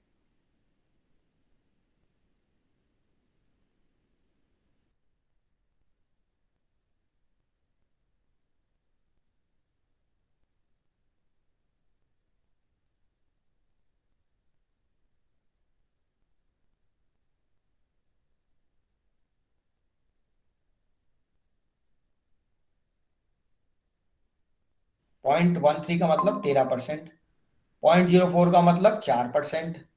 तो अब हम बात करते हैं, देखिए टेबल के कंटेंट क्या है, टाइप ऑफ कंस्ट्रक्शन। ये टाइप ऑफ कंस्ट्रक्शन हो गया, नो डिटेक्शन और no alarm, no sprinkler. No detection और नो अलार्म, स्प्रिंकलर प्रेजेंट।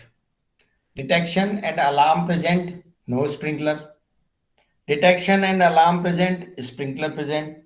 तो आप देखेंगे कि ये प्रोटेक्टेड नॉन कंबस्टेबल्स जो हैं, इस तरफ हम बात करते हैं तो यहाँ क्या है, डिटेक्शन भी नहीं है, अलार्म भी नहीं है, स्प्रिंकलर भी नहीं है।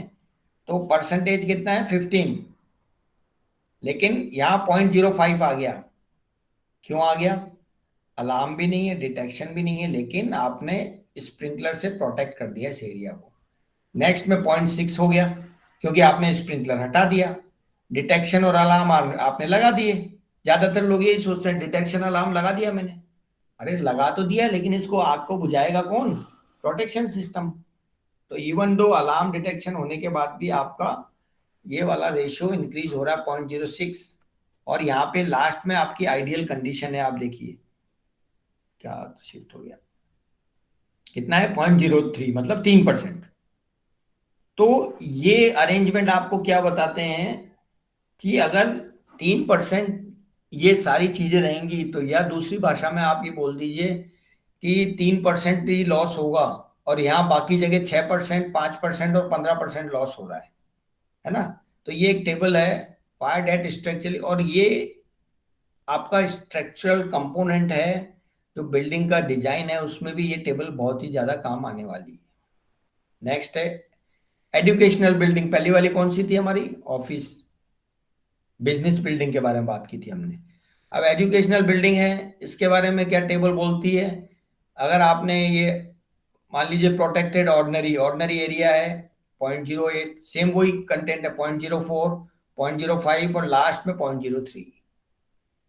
तो अगर डिटेक्शन नहीं है, अलार्म नहीं है, स्प्रिंकलर नहीं है, तो उसका rate of propagation of fire, speed of fire, burning rate, है ना, प्लस डैमेज, और आपको इवैक्यूएशन टाइम बहुत कम मिलने वाला है।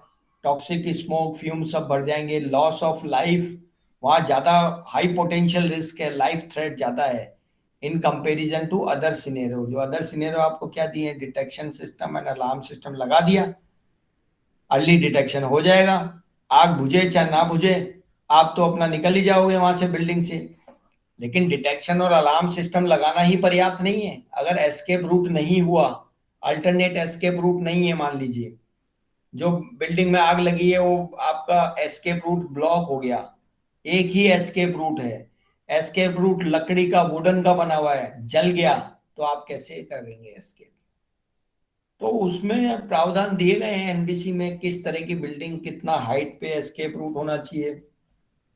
Escape route, alternate escape route आपका इस तरह का रहना चाहिए, वो डायरेक्ट बिल्डिंग के बाहर आपकी रोड पे निकले, या कभी कभी उसको मींस ऑफ इग्रेस को उसमें काउंट नहीं करते हैं, क्योंकि उसकी रिक्वायरमेंट ये होती है प्रेशराइज होना चाहिए, वो प्रोटेक्टेड होना चाहिए, है ना। लेकिन अल्टरनेट एस्केप रूट आप उसको गिन सकते हैं। नेक्स्ट है fraction of fire that are structurally significant in various facilities. अब हेल्थ केयर के बारे में आपने बताया टेबल, तो हम ज्यादा डिस्कस नहीं करेंगे। मेरे ख्याल में टेबल समझ में आ गया ना आपको सबको। ऐसा टेबल यस सर, हर एक कैटेगरी में बनाया जा सकता है, और एनएफपी में दिया गया है ये समझने के लिए आपको। तो हमारा सेशन आज यहीं तक है, होना चाहिए था 9 बजे तक, लेकिन मैंने ज्यादा इसलिए नहीं बनाया कि आप क्या मुझे सुन सुन के परेशान हो जाएंगे। 2 घंटा सुनने की क्षमता रखना, बोलने की तो है कोई दिक्कत नहीं, बोल सकते हैं 2 घंटा, लेकिन बोलने का वैल्यू भी होना चाहिए ना, सुनने वाला भी तो कोई होना चाहिए ना। ठीक है, तो अभी हम एक टास्क आपको और दे रहे हैं। वो टास्क है आपको 10 क्वेश्चन बनाने हैं, एमसीक्यू बनाने हैं। 10-10 क्वेश्चन सभी को बना के डॉक्टर अजीत को मेल करना है, कॉपी में मुझे रख देना है। मेरा मेल आईडी अजीत जी या मुझे अजीत फॉरवर्ड कर देंगे। मेरा मेल आईडी है rakesh02021971@gmail.com। तो ये क्या है, एमसीक्यू क्यों बनवा रहे हैं आपसे कि ये जो एमसीक्यू आपके एग्जाम में काम आएंगे। तो अभी 10 लोगों ने आपने बनाए, तो अगर 10-10 भी बनाए, 7 लोग ही ना टोटल। कितने लोग हैं कोर्स में, 6 या 7 हैं? तो 60 मिल जाएंगे आपको। 60 में से फिर बेस्ट क्वेश्चन सेलेक्ट करने का मौका मिलेगा। फिर आपको आजकल तो गूगल फॉर्म है, तो आप अपने ग्रुप में भी सारे 60 क्वेश्चन डाल के गूगल फॉर्म में कोई बनाए, अपना आप अटेंड करिए, आपका सेल्फ वैलिडेशन कर सकते हैं, वरना तो यूनिवर्सिटी तो आपका करेगी ही वैलिडेशन, नो डाउट। तो अभी हम बात करेंगे, आपसे मैं सुनना चाहूंगा, अगर आपको कुछ बोलना है तो हम 15 मिनट और रहेंगे, अभी 8:32 हो गए हैं, 10 मिनट और रहेंगे, क्योंकि आप लोग भी कोई बस में ट्रेवल कर रहा है, कोई कहीं कर रहा है। तो आपके कुछ क्वेश्चन है, क्वेरी है तो आप पूछिए, या आप शेयरिंग करिए। मैं तो ये बोलूंगा एक शेयरिंग करिए कि आपने कोई फायर कॉल, कितनी फायर कॉल देखी, ऐसी 2 फायर कॉल शेयर करना है जिसमें आप ये जस्टिफाई कर सकें, जो आज हमने जितनी भी चीजें पढ़ी पिछले 2 दिन में, उन फायर कॉल में आपने क्या क्या देखा। 5 मिनट का समय मिलेगा, आप हर एक आदमी 5 मिनट निकालिए, इसके ऊपर सोचिए। मेरा क्वेश्चन समझ गए आप? आपने जीवन में 2 फायर ऐसी देखी, दोनों एक दूसरे से अलग थी, तो क्यों अलग थी? एक फायर में क्या था, एक में क्या नहीं था, एक में क्या हो सकता था। You will get only 5 minute to explain this. 5 minute is more, you will get only 3 minute. सोचने के लिए आपको 1 मिनट मिलेगा, 3 मिनट बोलने के लिए, तो 4 मिनट है। अभी अभी 1 ही मिनट है, ठीक है? Yes sir. तो मैं थोड़ा पानी पी लेता हूँ, जब तक 1 मिनट में आता हूँ। आप लिख लीजिए अपना, ठीक है? Okay sir, okay.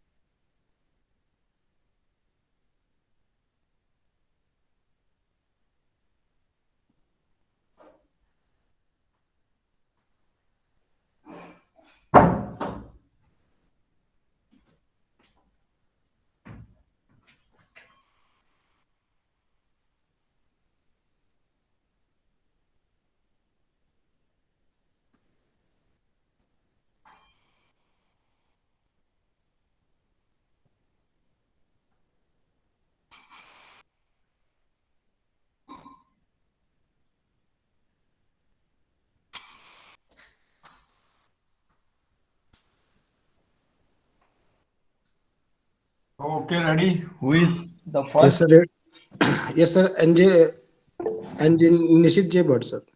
Okay, बताइए। सर एक कोल फायर मैंने देखी थी, जो सामने उसको मैंने हैंडलिंग भी किया था। हम्म। कोल फायर में एक एक तो हमको उसमें स्मोक ज्यादा दिखा, और उसमें फ्लेम जो है जीरो था। हाँ। उसको हमने वाटर मॉनिटर से पूरा हैंडलिंग किया, क्योंकि उसमें काफी टाइम लगता है।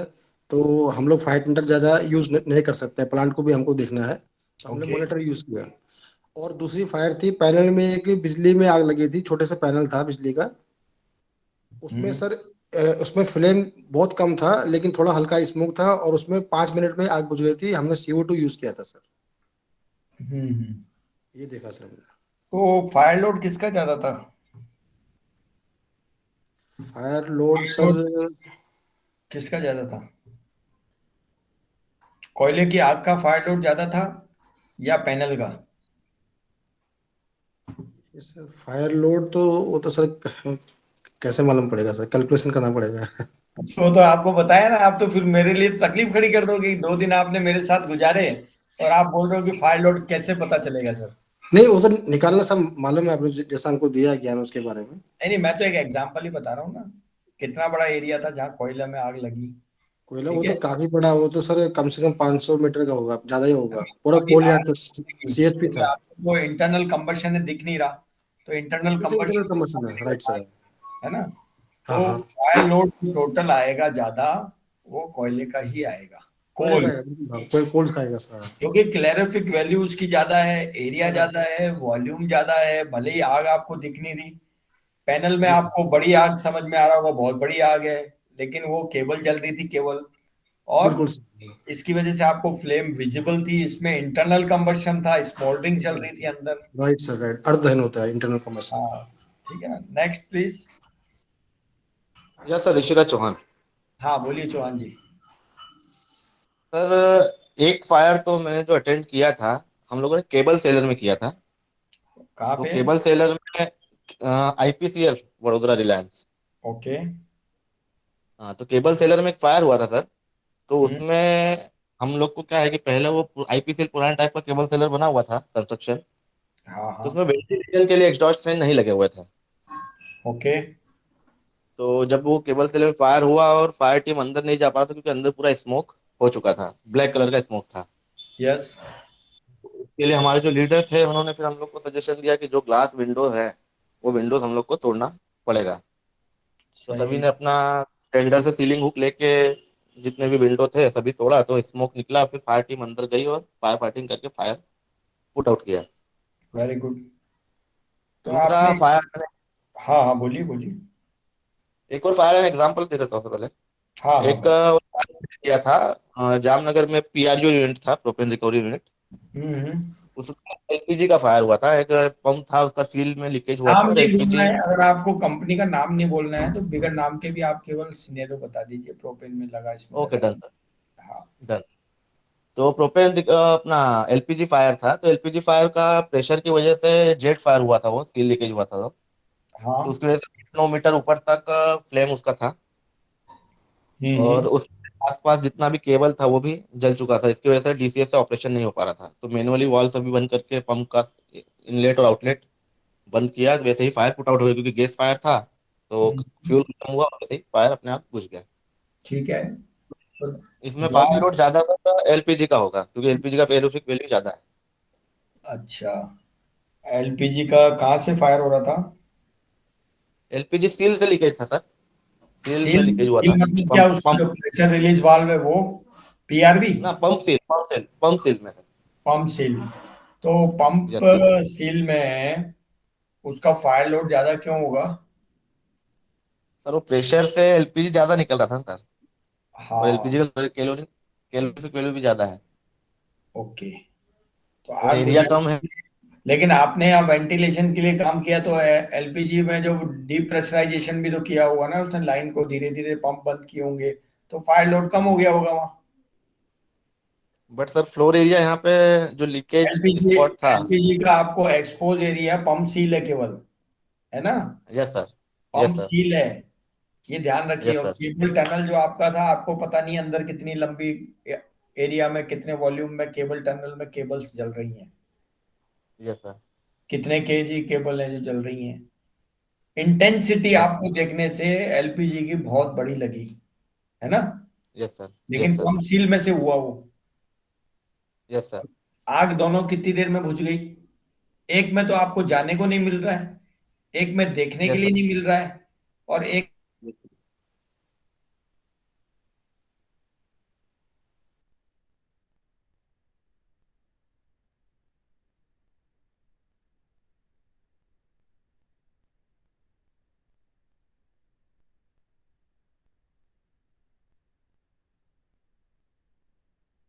हेलो।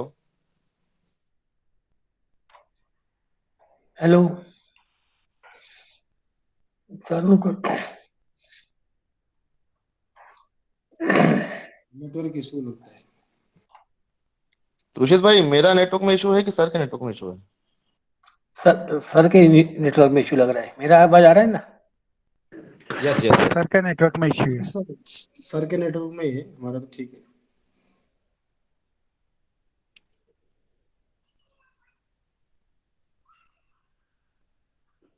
चलो चालू करो वन बाय वन।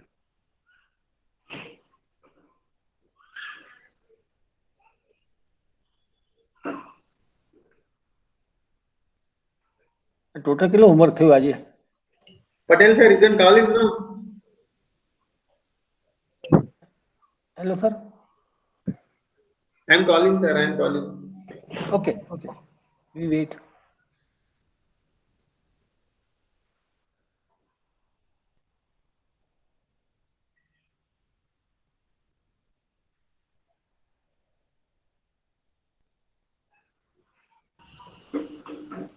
સેશન પતી ગયું? ના ના ચાલુ છે।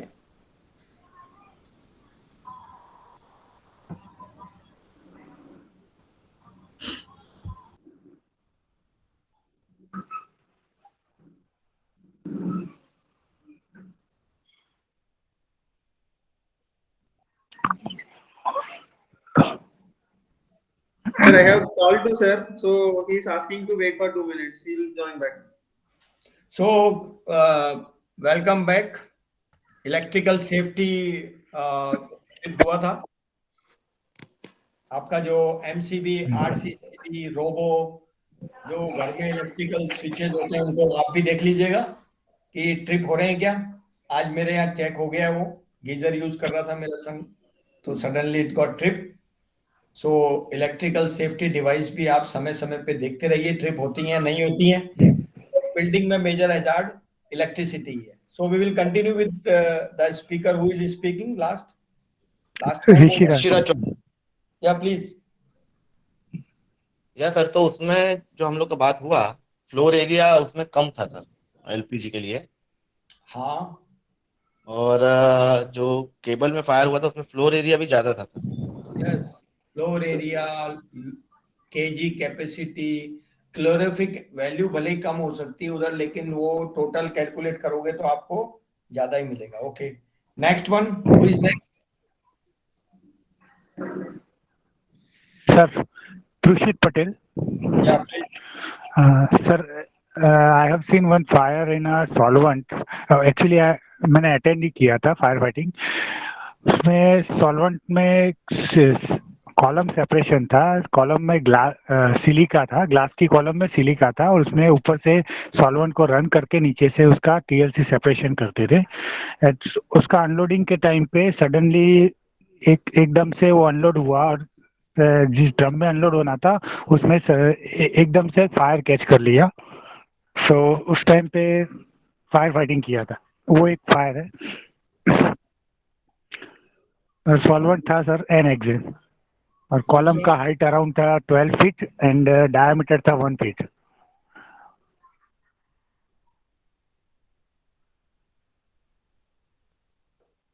हेलो हेलो, ओके, मेरी आवाज आ रही है? हाँ तुषित भाई, आ रही आ रही। Like mister John. ओके, सो सचिन पटेल, आपके पास है कुछ शेयर करने के लिए इसी तरह के कोई सिनेरियो?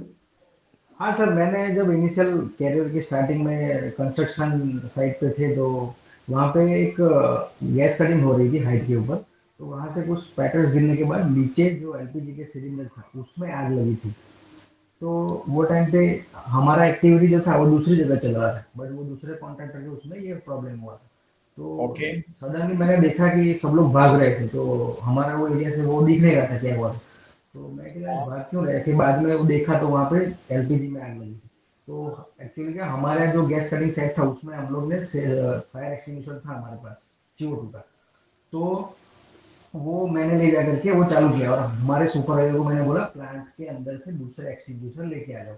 तो हमारा एक्सटिंग्विशर जैसे चालू किया, तो चालू होने के बाद वो खत्म हो गया, तब तक थोड़ी थोड़ी कम हुई और उसके बाद में वो जो दूसरा एक्सटिंग्विशर लेके आए वो खोल के दूसरा भी चलाया। तो उसके बाद वो जो आग वहाँ पे जो भाल के ऊपर लगी थी वो बंद हो गई। ठीक है, उसके बाद फायर डिपार्टमेंट को कॉल कर लिया था, वो लोग आ गए थे। उसके बाद में उनको हैंड ओवर कर दिया। दूसरा केस में एक था कि मैं अहमदाबाद में एक इंडस्ट्री में था, वहाँ पे हमारा एक दूसरा प्लांट GIDC में था। तो वहाँ पे छोटा सा यूनिट था। तो वो यूनिट पे ऊपर के टॉप फ्लोर में कार्डबोर्ड और जो पैकिंग मटेरियल रहता है ना, पेस्टिसाइड इंडस्ट्री फॉर्मुलेशन का, वो रखा था। नीचे के फ्लोर के ऊपर पाउडर मटेरियल था और नीचे ग्राउंड फ्लोर के ऊपर सब जो साइड के जो रिटर्न मटेरियल है वो थे। तो उसमें तो 500 ml 1 kg के जो बॉटल रहती है जो पेस्टिसाइड में ओके यूज करते हैं मुझे ये कंपेयर करके बताइए फायर लोड किसमें ज्यादा था किसमें कम था? तो वो वाली जो थी इंडस्ट्री वाली आग, उसमें पूरा एरिया था ना इंडस्ट्री का, तो ऊपर से आग लग के पूरा नीचे तक आई, तो उसमें फायर लोड ज्यादा हुआ। बट वो एलपीजी वाले केस में सिर्फ सिंगल सिलेंडर था, वही आग लगी थी। फायर लोड का मतलब ये नहीं है, हम ऐसा ना सोचें कि जो एरिया में आग ज्यादा बढ़ गई तो उसका मतलब फायर लोड ज्यादा था। कभी कभी ऐसा भी हो सकता है फायर का इम्पैक्ट की वजह से growth of fire propagation of flame है ना, तो उसकी वजह से भी आपका एरिया आपको ज्यादा फायर में एनगल्फ दिख सकता है। लेकिन इसका मतलब ये नहीं है कि फ्लो से आप कंफ्यूज हो जाए।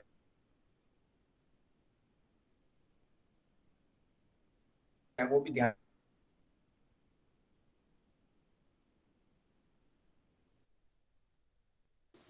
जो जलने वाली जो फ्लेमेबल मटेरियल है वो ज्यादा होगा तो वो भी उससे भी लोड बढ़ेगा ना।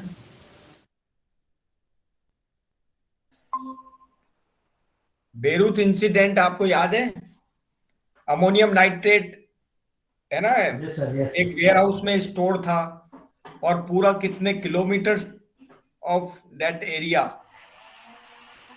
तो अभी आप फायर लोड बोलेंगे, इस इंसिडेंट में अगर फायर लोड का आप कंपैरिजन करेंगे तो वो चीज रिलेवेंट नहीं रहेगी। फायर लोड उसमें अमोनियम नाइट्रेट का जहां वेयर हाउस में रखा हुआ था उसको आप कैलकुलेट करें और एंटायर एरिया का आप कैलकुलेट करें जो फायर और जो इम्पैक्ट हुआ उसका, दोनों अलग चीजें हैं।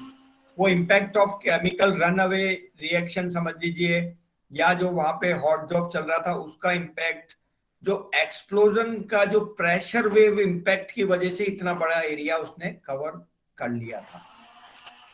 ठीक है ना। अब बिल्डिंग का फायर लोड जो एंटायर आपका सिटी था जिसमें आग आपने देखी बेरूत की वजह से, तो उसका फायर लोड तो ज्यादा था, वेयर हाउस का फायर लोड तो बहुत कम था उसके मुकाबले। लेकिन केमिकल रिएक्शन के बाद pressure wave impact, explosion impact, that is another thing. जब आप एक्सप्लोजिव के बारे में पढ़ेंगे तो वो अलग चीज है।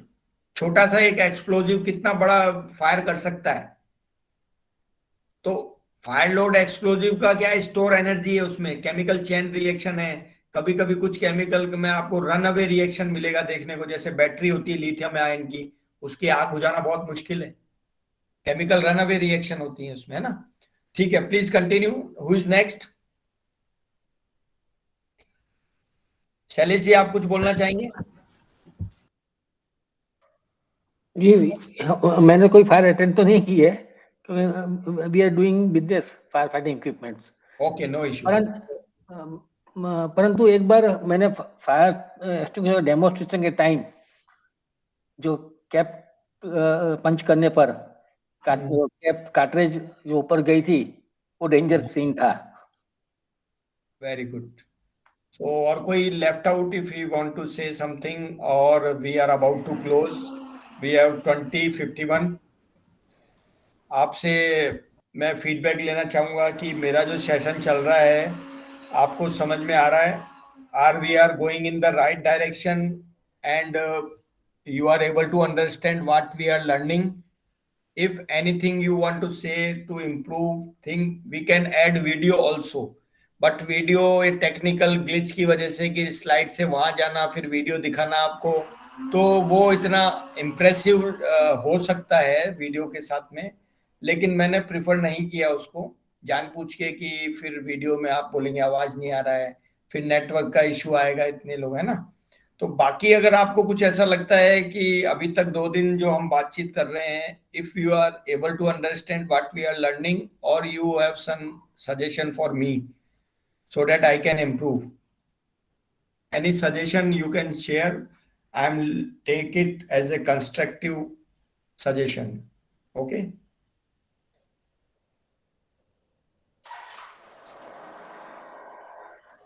जो हिंदी में अगर आप नहीं समझ पाए मेरी बात, मैं क्या कहना चाह रहा हूँ, समझ गए आप मैं क्या कहना चाह रहा हूँ?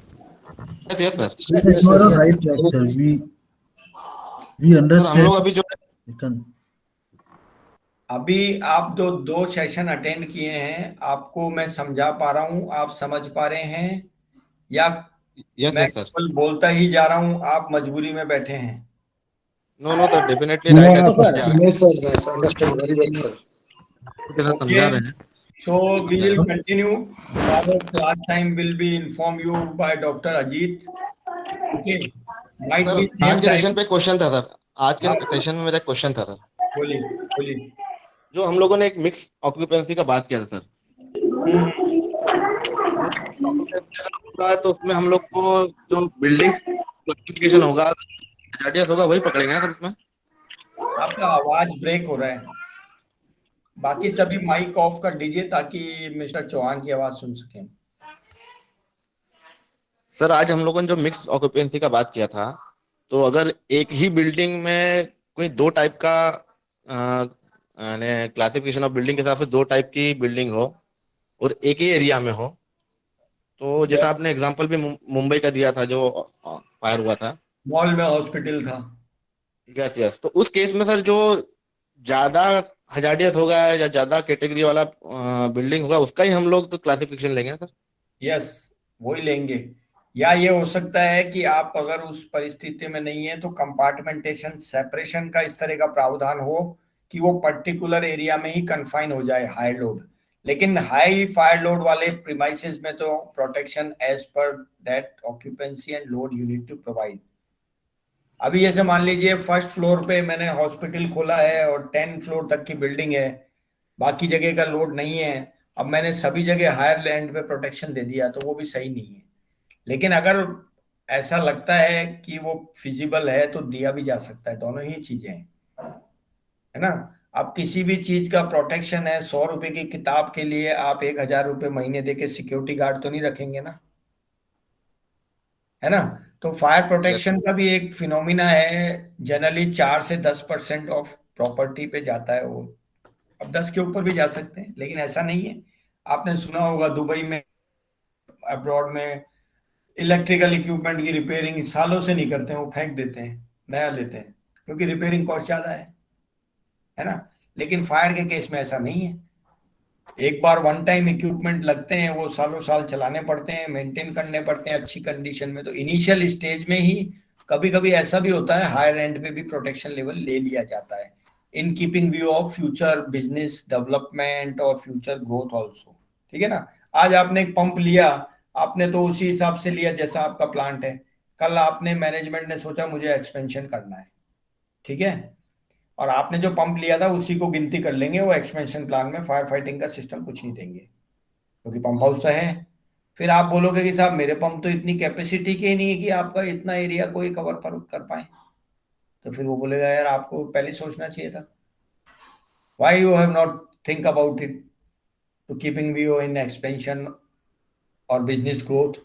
सो before going or suggest any firefighting system, or we should have keep in back of the mind that what is the future planning, or if the competent person think okay we will see here only, then you need to do accordingly, and it should be documented so that nobody can ask you why you have not considered this type of requirement. So it is better to have a black and white. No need to have argue with somebody. You can advise them, you can guide them, you can tell them. Ultimately, they are having the jurisdiction, or they might having a planning in their mind and budget constraint and whatever they can think. But being a fire officer and safety officer, you should not restrict yourself by keeping mum. चुप रहने की आपको जरूरत नहीं है, आपको बोलना है, लड़ना नहीं है, लेकिन बताना है आपको. उनका काम है सुनना है ना सुनना. ठीक है? Okay, so on this note मेरे ख्याल में गुड नाइट. सर वो एमसीक्यू जो है बनाना है, वो अपना जो ये टॉप इस सब्जेक्ट है उसके ऊपर ही बनाना है. हाँ हाँ, वही हमने जितना पढ़ा. रेफरेंस कौन सा? ओके, जो पढ़ा हो उसमें अभी तक जितना हमने पढ़ा. Doctor Ajit, can we get yesterday recording? और yes sir, I have already shared in their Google Classroom. Google. The students can able to access that. You are asking to share with the students. Just send the link to me as well as all students on WhatsApp so that they can access that lecture and frame the MCQ. Okay sir, okay. Ajit sir, I can have we shared get with the that students. PPT also? I will share with you. Yeah, Sachin. Presentation is not shared. Ajit sir, can we get that PPT also on Drive? PPT I have not shared yet. PPT I have not shared yet. After tomorrow I will share. I will convert it into PDF, and today as well as कल जो हमने पढ़ा था वो दोनों PPT आपको मैं share कर दूंगा. है ना?